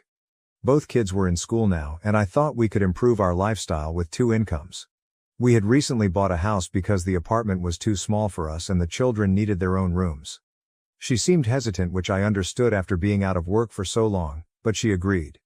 She applied for several positions but had no luck with interviews or callbacks. We found out she was pregnant with our third not long after that, and returning to work was put on hold again.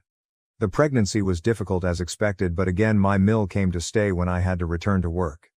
She stayed for a while but had to return to her own home eventually.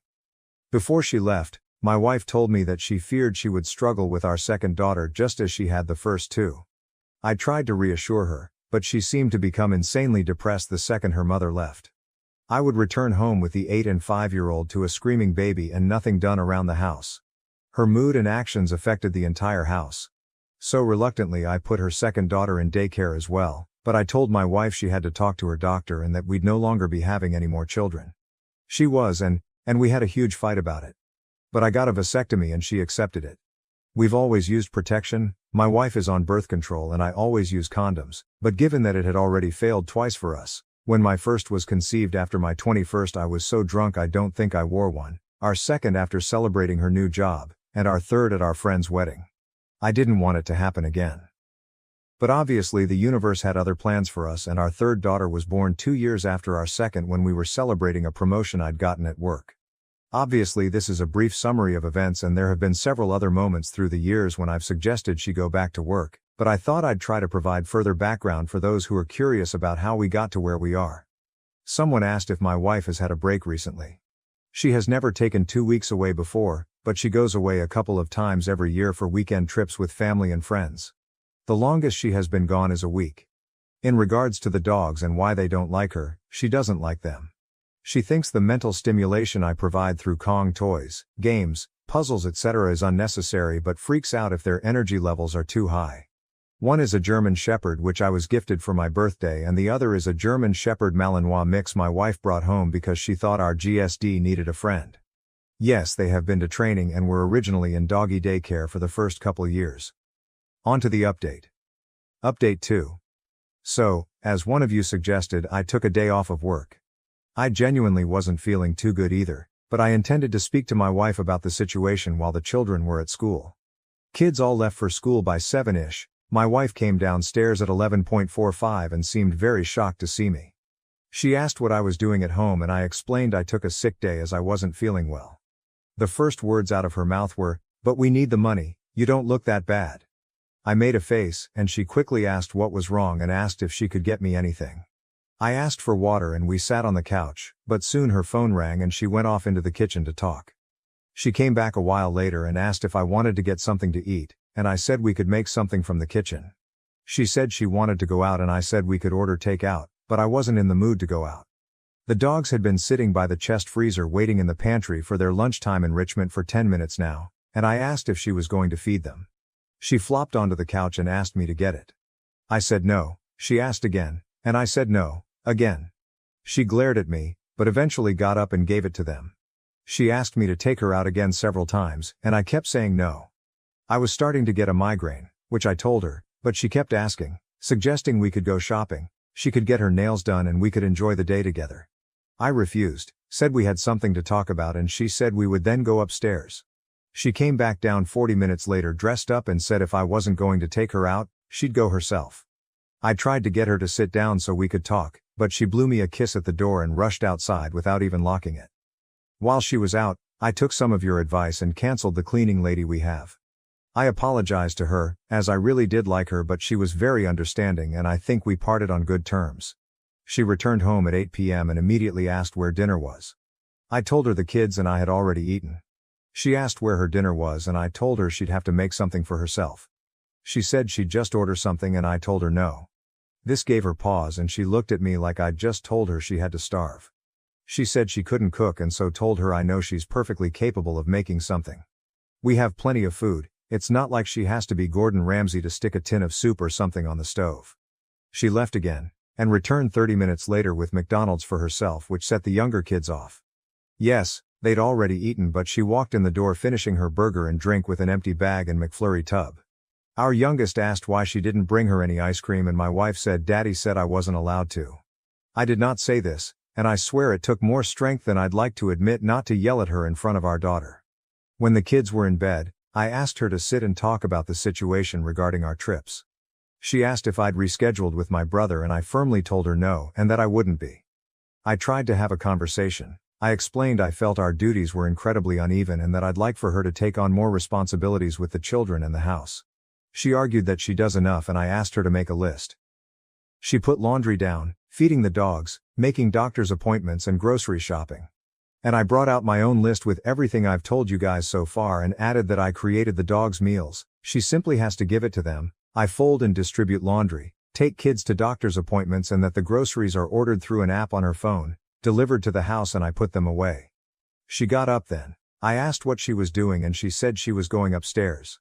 I didn't argue. I didn't want it to resolve an argument and wake the kids up. She was visibly shaking with anger. A while later I went upstairs as well. She was on the phone to someone and when I entered the room she demanded I leave and go sleep on the couch. I refused and climbed into bed.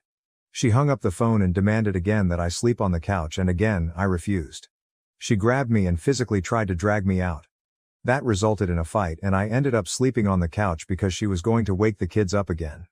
The following days were much the same. I have stopped folding and putting away her laundry. I do it for myself and the younger kids and my two oldest take their piles and put them away themselves. I still cook for the kids, but have told my wife that she has to make her own meals. Petty, I know. I think my eldest heard us arguing because he asked if he could take the dogs out for a couple walks with his friend during the week. He hazes, and he says he's enjoying it, but I think he and my wife had an argument the other day because he's been very distant with her and things just feel off. He's asked me about 3 times if I love him, or course I've told him there is nothing he could ever do to make me not. Yes, I've tried to talk to him about it, but he doesn't want to talk yet and I need to respect that. I think pushing him could be a mistake. Thursday night my wife asked if we could have a drink as I had to leave on Friday to see my brother. I had one but honestly it went right to my head and honestly just wanted to sleep. She kept trying to initiate sex, but I wasn't in the mood. I woke up Friday morning and my wife was gone. So was her suitcase. I've texted and called but there's been no answer other than a text telling me we'd talk about it when she's back. She ignored me and went on her trip regardless and I am furious. I have left her some cash in the bank account, she has the card too, but have removed everything else into another account. I had to tell my brother why I wouldn't be coming to see him, and he arrived here on Saturday with my nephew and 2 nieces. The house is very full, but honestly it feels more open than it has in a long time. The kids seem relaxed and so do the dogs. I don't know what will happen with my wife, but I am done. I can't afford a lawyer right now and unfortunately I don't know anyone who could give me a deal or do me a favor, but this marriage is over. It should have been a long time ago TLDR. Wife and I talked, had an argument, she went on trip regardless and my brother is here with his family. This sub only allows one update, so if I post anything further it will be on my own profile. Relevant comments. OOP on if his wife might have undiagnosed health problems including PPD. OOP. I spoke to her doctor about the issues she was having because she would not.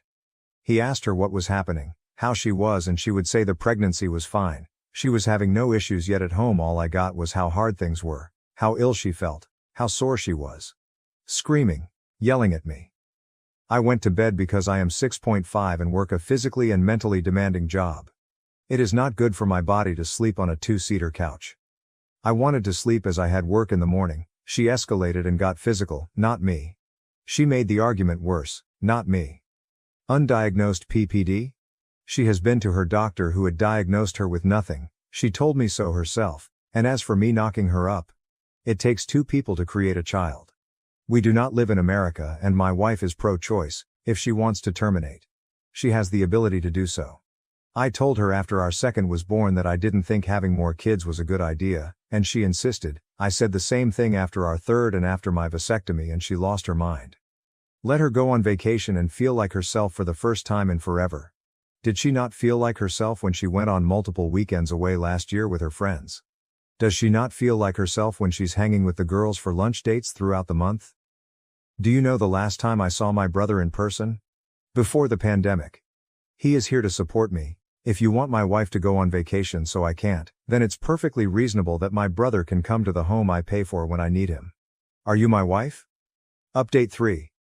I'm not going to add this to the post as it's already long enough. Please excuse any spelling mistakes as I'm so tired. Thank you all, but I'm not in America. I know a lot of you have suggested I message her telling her I'm going to divorce her, etc., but I think I'm going to play it cool, act like I've accepted her decision so she's not on guard. I know she said something to my son, but he won't tell me what it is, and I feel like if I push him to, he might not ever, but my nephew and him are hanging out a lot. They're close despite not seeing each other much, so I'm hoping he might confide in him and maybe open up. I'm not just letting this go, we will talk, but I don't want to push him too much. I am not a lightweight, I can drink. But I have been exhausted, and I mean very exhausted for some time now, and I think that maybe that's why I passed out after having one drink, but I would be lying to myself and to you if I said I wasn't suspicious. I am suspicious a lot now. I swear, I'm not an idiot, but I really feel like one now. Some of you have suggested that I get the kids' DNA tested, especially my youngest, and while I know that this is likely something I'll have to do, it breaks my heart to think that they're not mine. My girls all look the same, just older versions of each other, so if I have to DNA test the youngest, I have to do them all. I never wanted kids, this is why I've always used condoms. I'm not the biggest fan of them, but I love my own. I love these kids, regardless of the DNA test. They are mine, but I fear if it comes back that they're not. It could damage our relationship.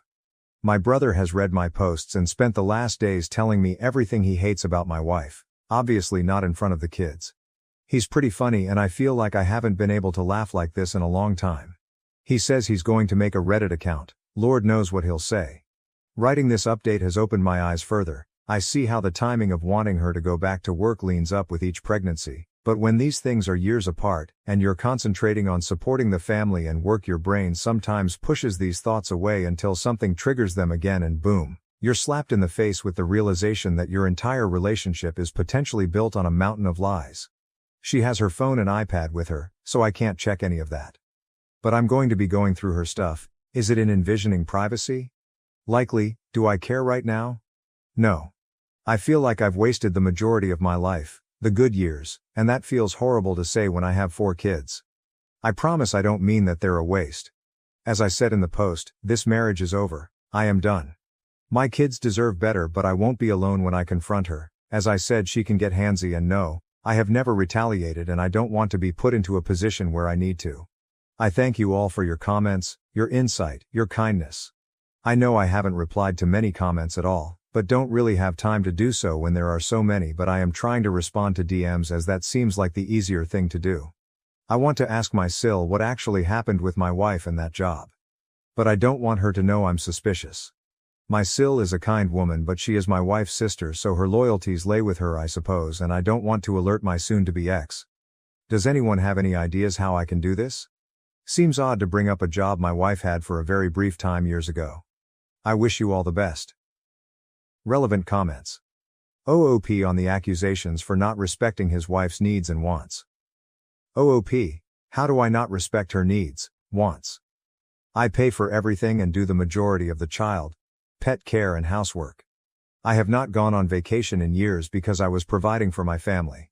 I have given her everything she's wanted for the past 17 years, and she couldn't give me a weekend with my brother. Why couldn't we both go on vacation? Because I don't randomly have the money to fund 2 weeks away for her. I can't just up and leave my 16-year-old to look after 3 younger kids and 2 high-energy dogs. I couldn't take them with me because that would mean multiple plane tickets and accommodations, food, etc. for them, as well as dog sitting, boarding for the dogs. New update. Hello all, I'm sorry it's taken so long to update. Things are not good. While this update will be small, I will try to do a longer one when things are a little better. Yes, we are separated and will be getting a divorce. My FIL has graciously offered to help. It's taken me so long to update because, as most of you already knew, some of the children aren't mine. My eldest son is mine, my 3 daughters are not. I found out not long after my first update. And while I thought I could handle the news clearly, my body couldn't, and I had a heart attack. Thankfully, my brother was with me and called an ambulance. I am recovering, but Jesus Christ scared the shite out of me and my family. As some of you may remember, when my ex left for vacation, I took the majority of the money out of the account she used but left some as I didn't want to leave her stranded. That money, about $500 or so, was gone in a few days. She used her own money that she's been making from OnlyFans to fund her trip. Yes, I'm serious. She has only a fan account. My son had offered to take the dogs out for me during his lunch/free class time and walked in on his mother making content. In the living room. She told him that I wasn't making enough money for the family to survive and that she had to be the only fan to help support us. She told him I was ashamed and embarrassed and that I would be very unhappy and hurt if he mentioned it. She told him that doing so could ruin our marriage and could lead us to divorce. My in-laws know everything, as my brother had to call them to help watch my kids while I was in the hospital. My FIL is furious and my MIL is just devastated. She keeps apologizing to me, like she's the one who betrayed me. My ex moved out. She tried to make me leave so she could stay in the house with the kids, but after a conversation with her father, she's renting a place. My eldest daughter and my son know the girls aren't mine. My ex told them after they said they didn't want to go live with her at her new place. My mill was with them at the time and, according to my daughter, began screaming at my wife for her behavior. My youngest two don't know yet. But they will. This isn't something I can keep from them forever. They already know that something is up. I've cut my hours back at work and have been able to work from home. It's obviously a desk job for now, but I am thankful to my boss for working with me on this. I came home to find out that my mill and one of my sills had cleared out my wife's hobby space and made it an office den for me. I am very grateful for their support during this. I know it can and be easy to take the side of your daughter, sister's ex-partner during a breakup, but I appreciate them. While things aren't great by any stretch of the imagination, I feel strange. Things seem calmer without my ex in the house. There seems to be more laughter around, and even the dogs appear more at ease. But I am so angry, which obviously isn't good for my heart. I've wasted a huge chunk of my life raising kids that aren't mine in a marriage that was messed up from the beginning. Now please, don't take what I said as me saying I regret my girls. I don't at all. They are smart, beautiful, cheeky little weirdos in love with all of my heart. But the betrayal stings. The fact that I've been working my ass off for years and she's been making thousands on OnlyFans and been keeping it to herself stings. I am ashamed, humiliated, embarrassed, angry, relieved. It's a mess of emotions in my head. But I know I'll get through it. Hopefully, I need to for my kids and dogs. If you have any questions, I'll try to answer in the comments. Am I the asshole for divorcing my wife after she thought I was lying about being raped as a child? As context, I was repeatedly raped by my brother's babysitter when I was around 9. She would grope me, force me to remove my pants and then either stick my dick in her mouth or try and give me a handjob whenever my 4-year-old brother slept. Most of the time I was paralyzed and couldn't do anything to stop it. She would always buy me sweets or video games for my DS as a reward.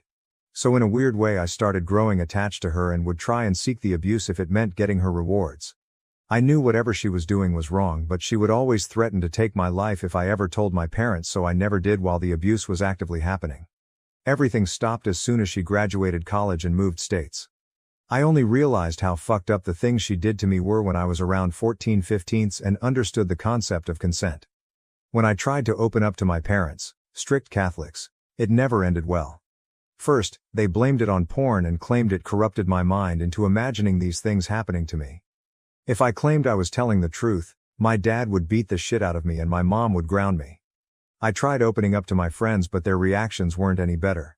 My male friends just called me lucky and asked if the BJ was good. My female friends claimed I was just lying to get attention and laughed in my face. I learned to just try and forget the past and vowed to myself that I would never mention this to anyone again. Now on to last week.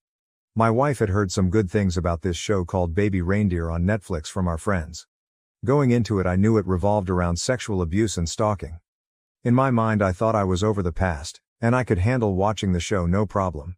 Big fucking mistake. At the end of episode 4, I was literally on the verge of tears and I felt all the supposedly forgotten memories come flooding back. At the end of the next episode, I couldn't hold it in anymore. My wife paused the show and just stared at me. After a while, I did finally manage to calm down a bit. She asked me why I was crying and I just let everything out. She said she was sorry, hugged me, and we went to bed soon after. I apologized to her the following morning for ruining our night. From the moment I let her know about the abuse, I felt something change in our relationship. No more kisses when I came back from work, and no more initiating anything intimate from her side. She wasn't mean or anything, but I felt like something was bothering her. I tried to apologize for maybe making her uncomfortable, but she would just claim there was nothing bothering her and I was just being paranoid. Yesterday, me and my wife got into a pretty heated argument about her lying about taking out the trash, but during the argument she said something that floored me beyond belief. She literally said, "At least I'm not lying about being raped, you fucking narcissist." I literally couldn't process whatever just came out of her mouth. She tried apologizing right after saying that, but I just packed a few clothes and left to stay at my friend's house. She tried calling me several times since, but I haven't bothered picking up and have blocked her for time being. I know I might have trauma dumped on her, and I know women aren't into that, but I just want some sort of acknowledgement, support. I don't have anyone left to turn to with this, and that's why I'm posting here. I've had 2 therapists to date and both didn't seem to help much.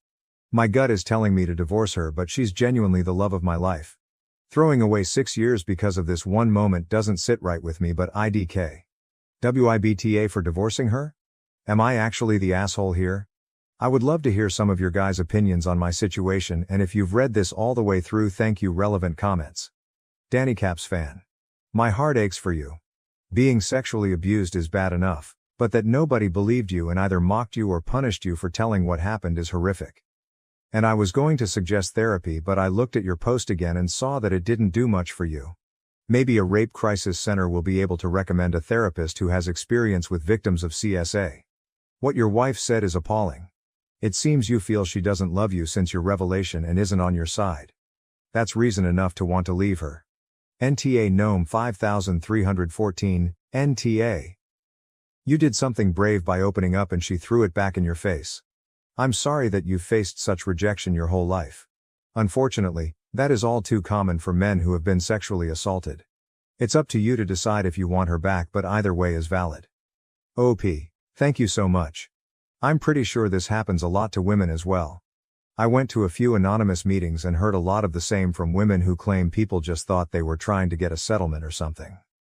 Hot Cross Buns, 72, NTA. As a CSA survivor, the turning point for me in my marriage was when he told me to get over it, and it's been so long. We are now divorced.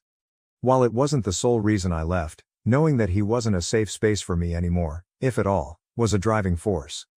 So while I won't tell you to leave her, I will say you do need to speak with a professional regarding the assault and keep her at a distance while you work through your emotions. She can never take back what she said to you, and there needs to be consequences for that. Send PHX. And to add to the part about talking to a professional, OP, you mentioned the ones you've talked to haven't helped. I would keep trying and go to a different therapist until you find one with whom you mesh well.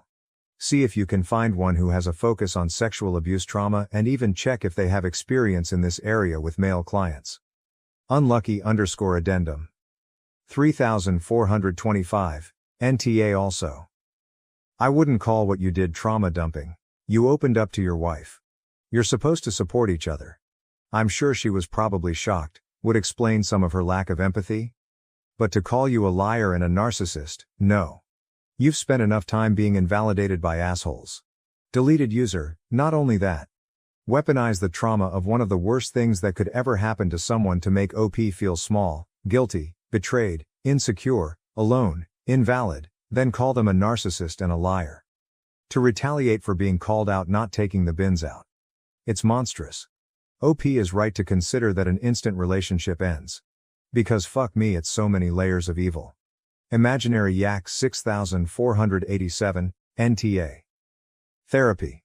I'm a CSA survivor. I'm a woman. I told my ex-husband about some of it after a trauma response to something he was attempting to do sexually. I wasn't comfortable and didn't think I could. He seemed to be understanding. One night after he had been drinking heavily, he tried to do this again and I said no. He said, "Why not? I'm not the one who RP'd you, so don't take your bullshit out on me by denying me." He assaulted me and did it anyway. Did y'all know that back in the late 80s there was no laws on the books about martial rape until 1993? BC, you couldn't rape your wife back then? He's an ex-husband for a reason. She needs to be an ex for a reason as well. I wish you the best. Leanna Shaw. I don't think you can call that trauma dumping. If she was some random girl you were on a first date with? Yeah, sure. But she's your wife, and that's the sort of established relationship that should be a safe place for you to open up about past traumas. The fact that it ended up not being safe isn't your fault, and I'm so sorry that she responded to you the way she did. I understand feeling conflicted about divorce, because it is such a hard thing to go through, but you absolutely would not be wrong to do so. I wish you the best, whatever you decide to do. ATA does not have a consensus bot, but OOP was voted NTA in most comments. Most of the comments were supportive, giving advice and telling their stories. Some downvoted commenters advised OOP to never cry or open up in front of women. Update. First of all, I just want to thank everyone for all the amazing love and support. For the first time in my life I felt heard and didn't just feel like a burden to people. I don't know what I did to deserve any of this, but I just want to let you all know that I'm beyond grateful. As for the update. Shortly after posting, I decided to go back home. I had work the next day and didn't want to burden my friend with my marital issues any longer.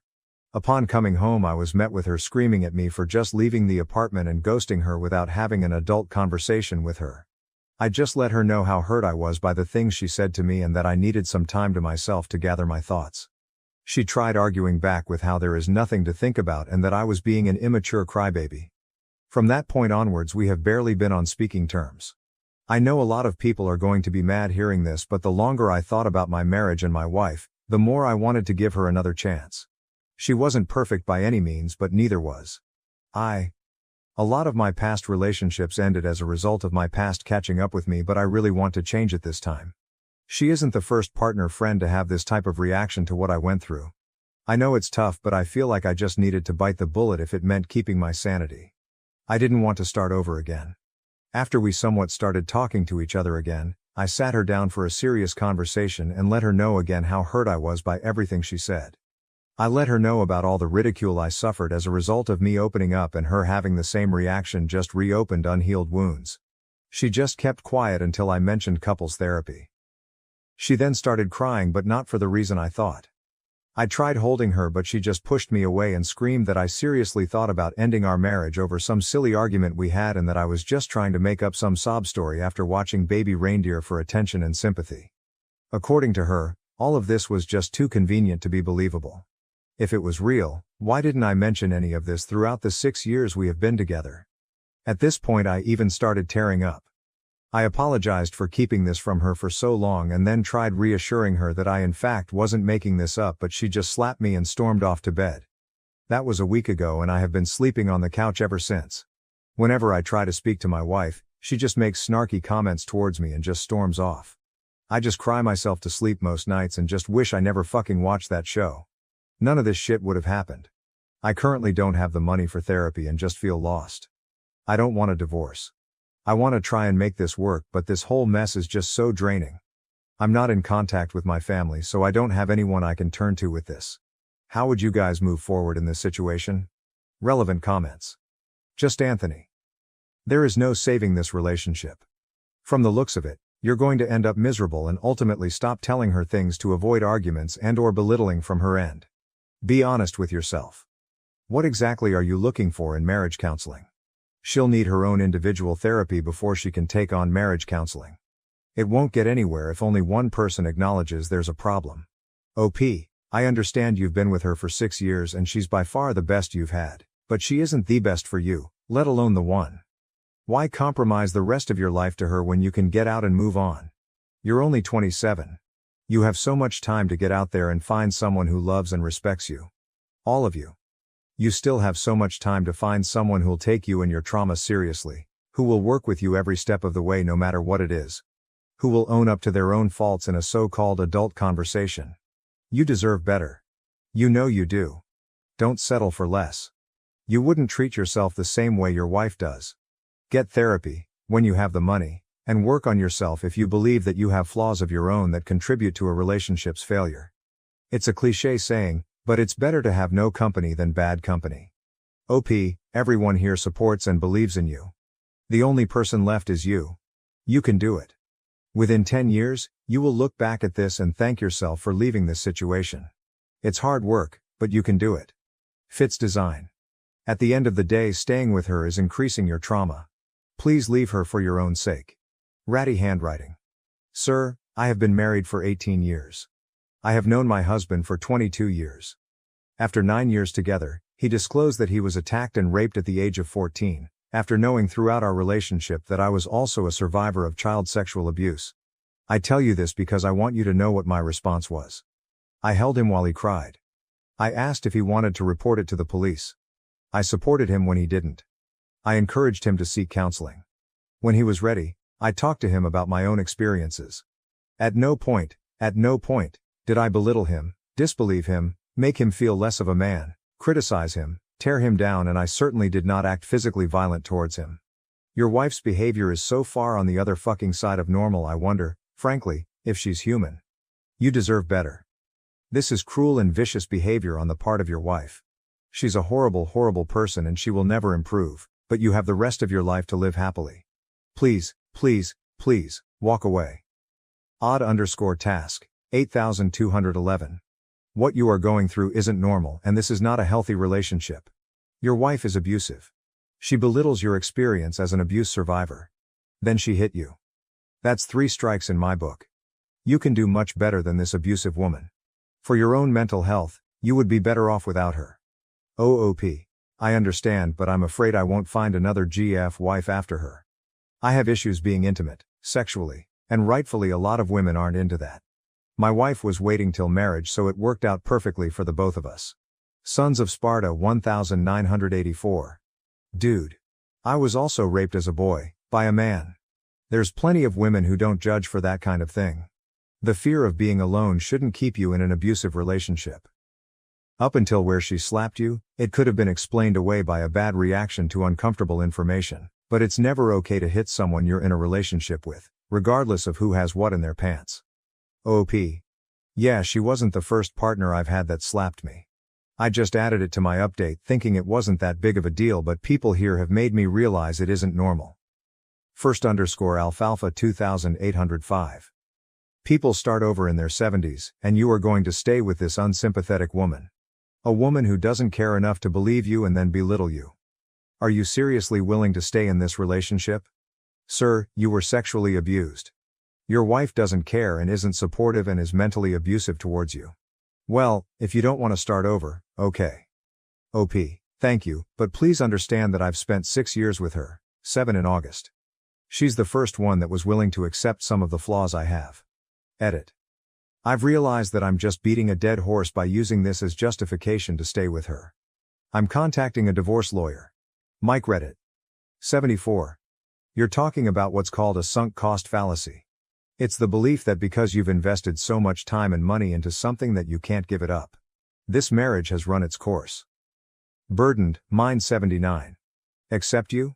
She ridiculed you, and then when you apologized, which you did not need to do, quite frankly, she physically assaulted you. She called you a liar and struck you. This woman does not accept you. She's even turned down the option of couples therapy, so clearly has no interest in making this work. What she wants is for you to be wrong and her to be right, and she's not going to change until you bend your reality to fit her desires. You can't do that, because it will destroy you. If you think wasting 6 years is bad, just imagine how you'll feel when you've wasted 40 years on someone who belittles your trauma and hits you when she can't handle the reality of a situation. Think about that for a while. Do you really want to spend decades living with someone who thinks the best way of dealing with situations she doesn't like is to simply hit you and run away? You can do better. New update. Again, I just want to thank everyone for the amazing love and support you guys have shown me on my last 2 posts. Even though the response on my last post wasn't what I expected, it was a reality check for me. I'm beyond grateful for all the DMs and I promise I'll get to responding to all of them someday, but I'm going through a lot at the moment, so please bear with me. I have over 200 unread DMs. After I posted my update, I realized that I was definitely in an abusive relationship, and even though I wanted to make the marriage work, she has shown zero willingness to change her attitude towards what I went through. 2 days after posting my update, I contacted a lawyer and filed for divorce. I gave her plenty of chances and she has time and time shown me that she won't even acknowledge my trauma, let alone show me any form of support. I initially kept everything a secret and slowly started preparing my assets, savings, joint bank accounts, etc. I did finally tell her about me filing for divorce and she didn't take it well. She tried fighting it and claimed I will never find anyone else that's willing to put up with a giant pussy who can't even admit he wanted whatever happened to him. According to her, no woman is willing to put up with an attention-seeking crybaby like myself. I'm not going to lie. What she said got me, and for a brief moment I considered halting the divorce, but after she came home drunk one night and berated me for an hour straight, she snapped me back into reality. I don't know where the woman I fell in love with went, but that wasn't her. Looking back now, she'd given me plants of red flags, but I just ignored them for the sake of being loved for once in my life. For once I wasn't called gay for not being able to have sex when immediately getting into a relationship, wasn't laughed at for having random seizures, etc. I moved out of our apartment after her rant and have been staying with my friends ever since. After she realized I wasn't coming back anytime soon, she DM'd all my friends claiming that I was an attention whore and was making up some sob story about being raped and that she was the one actually filing for divorce. Not only that, but she also told them that I was physically abusive, and according to her, they shouldn't hang around a guy that hits women. Most of my friends just immediately called me names, told me I failed as a man, and blocked me. The friend I'm currently staying with seems to be the only person on my side. I also want to mention that I moved away from the US to live with my grandparents in Europe when I was 19. I mentioned it in one of my comments, so I thought I'd mention it here. There were people who thought that she might have contacted my parents, and that fueled her reaction to the abuse I faced. There is literally zero chance she can contact them since I didn't even tell her their names. I was doing an apprenticeship at a bank and she even started sending them evidence of me abusing her. I have no clue what she wrote to them. I had a meeting with HR on the 20th and they've decided to fire me. I tried fighting it, but they just said that I wasn't worth the hassle. I'm now back doing construction, don't have a proper education, and have lost almost all of the people I'm close with. I'm just beyond tired at this point. Not angry, not sad, just numb. I feel like whenever I try to take a step forward, I take 3 steps backwards. Maybe I am just this unlovable and pathetic. Maybe I deserve all that's coming to me. I just don't know anymore. As stated by the title, this will be my last post. Reddit has given me so much great advice and made me realize so many things, and I'm beyond grateful for every single one of you who helped me, but it's also destroyed my mental health. For every 50 positive and supportive comments and DMs I've received, I've had one person say the same things I've heard all my life, and I've let those people get to me. A lot of people asked me why the hell I have such strong feelings towards my babysitter giving me blowjobs. First of all, I was 9 and she on multiple occasions threatened to take my life.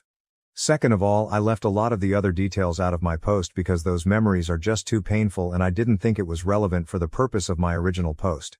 I'm going to mention them here since I've nothing left to lose at this point. She would shove things up my ass like cucumbers, pens, etc. She would regularly hit me in the balls to punish me for disobeying her. She would dress me up as a girl and would force me to dance for her and pose in suggestive positions.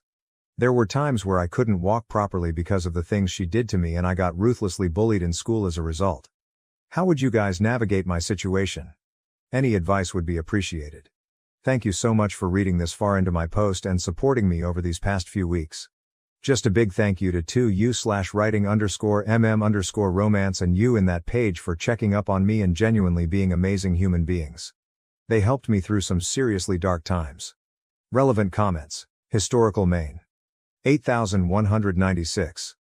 I'm so sorry, you didn't deserve this, not at all. Please change your number and any other contact information you have. If you are still at your friend's place, please use that time to find a job, something you can use to support yourself. I don't know how hard it may be for you to get an education degree, but it doesn't hurt to try. Also, if she comes at you again, document any form of contact in case the authorities get involved. Xcypher 96. I'm so sorry for what has happened to you. You deserve better. I'm surprised most of your friends really believed her story over yours. Did you try to explain your side to them? OOP. Yes, but they didn't listen. She used my mental health issues, ADHD and BPD, as a way to back up her claims, and they all believed her. Base clean. I'm terribly sorry that this happened to you. All of it. I am a survivor too, and it really fucks you up. It never leaves you, but you can work through it. It takes time and dedication. I'm sure that there are free support groups. I don't know where you are located, but in the US there's one that's specifically for male survivors. Just keep taking good care of yourself. I'm so glad you found support here. You deserve it and all the good things. Also, she is obviously a miserable person and karma will come for her. I feel like you have a form of receipts in your posts here to show your innocence, but who would want to be friends with people like that? It's a tough pill to swallow, but just look at the whole thing as getting rid of a lot of dead weight. I would also consult with a lawyer about that employer letting you go. LMK if there's anything I can do to help.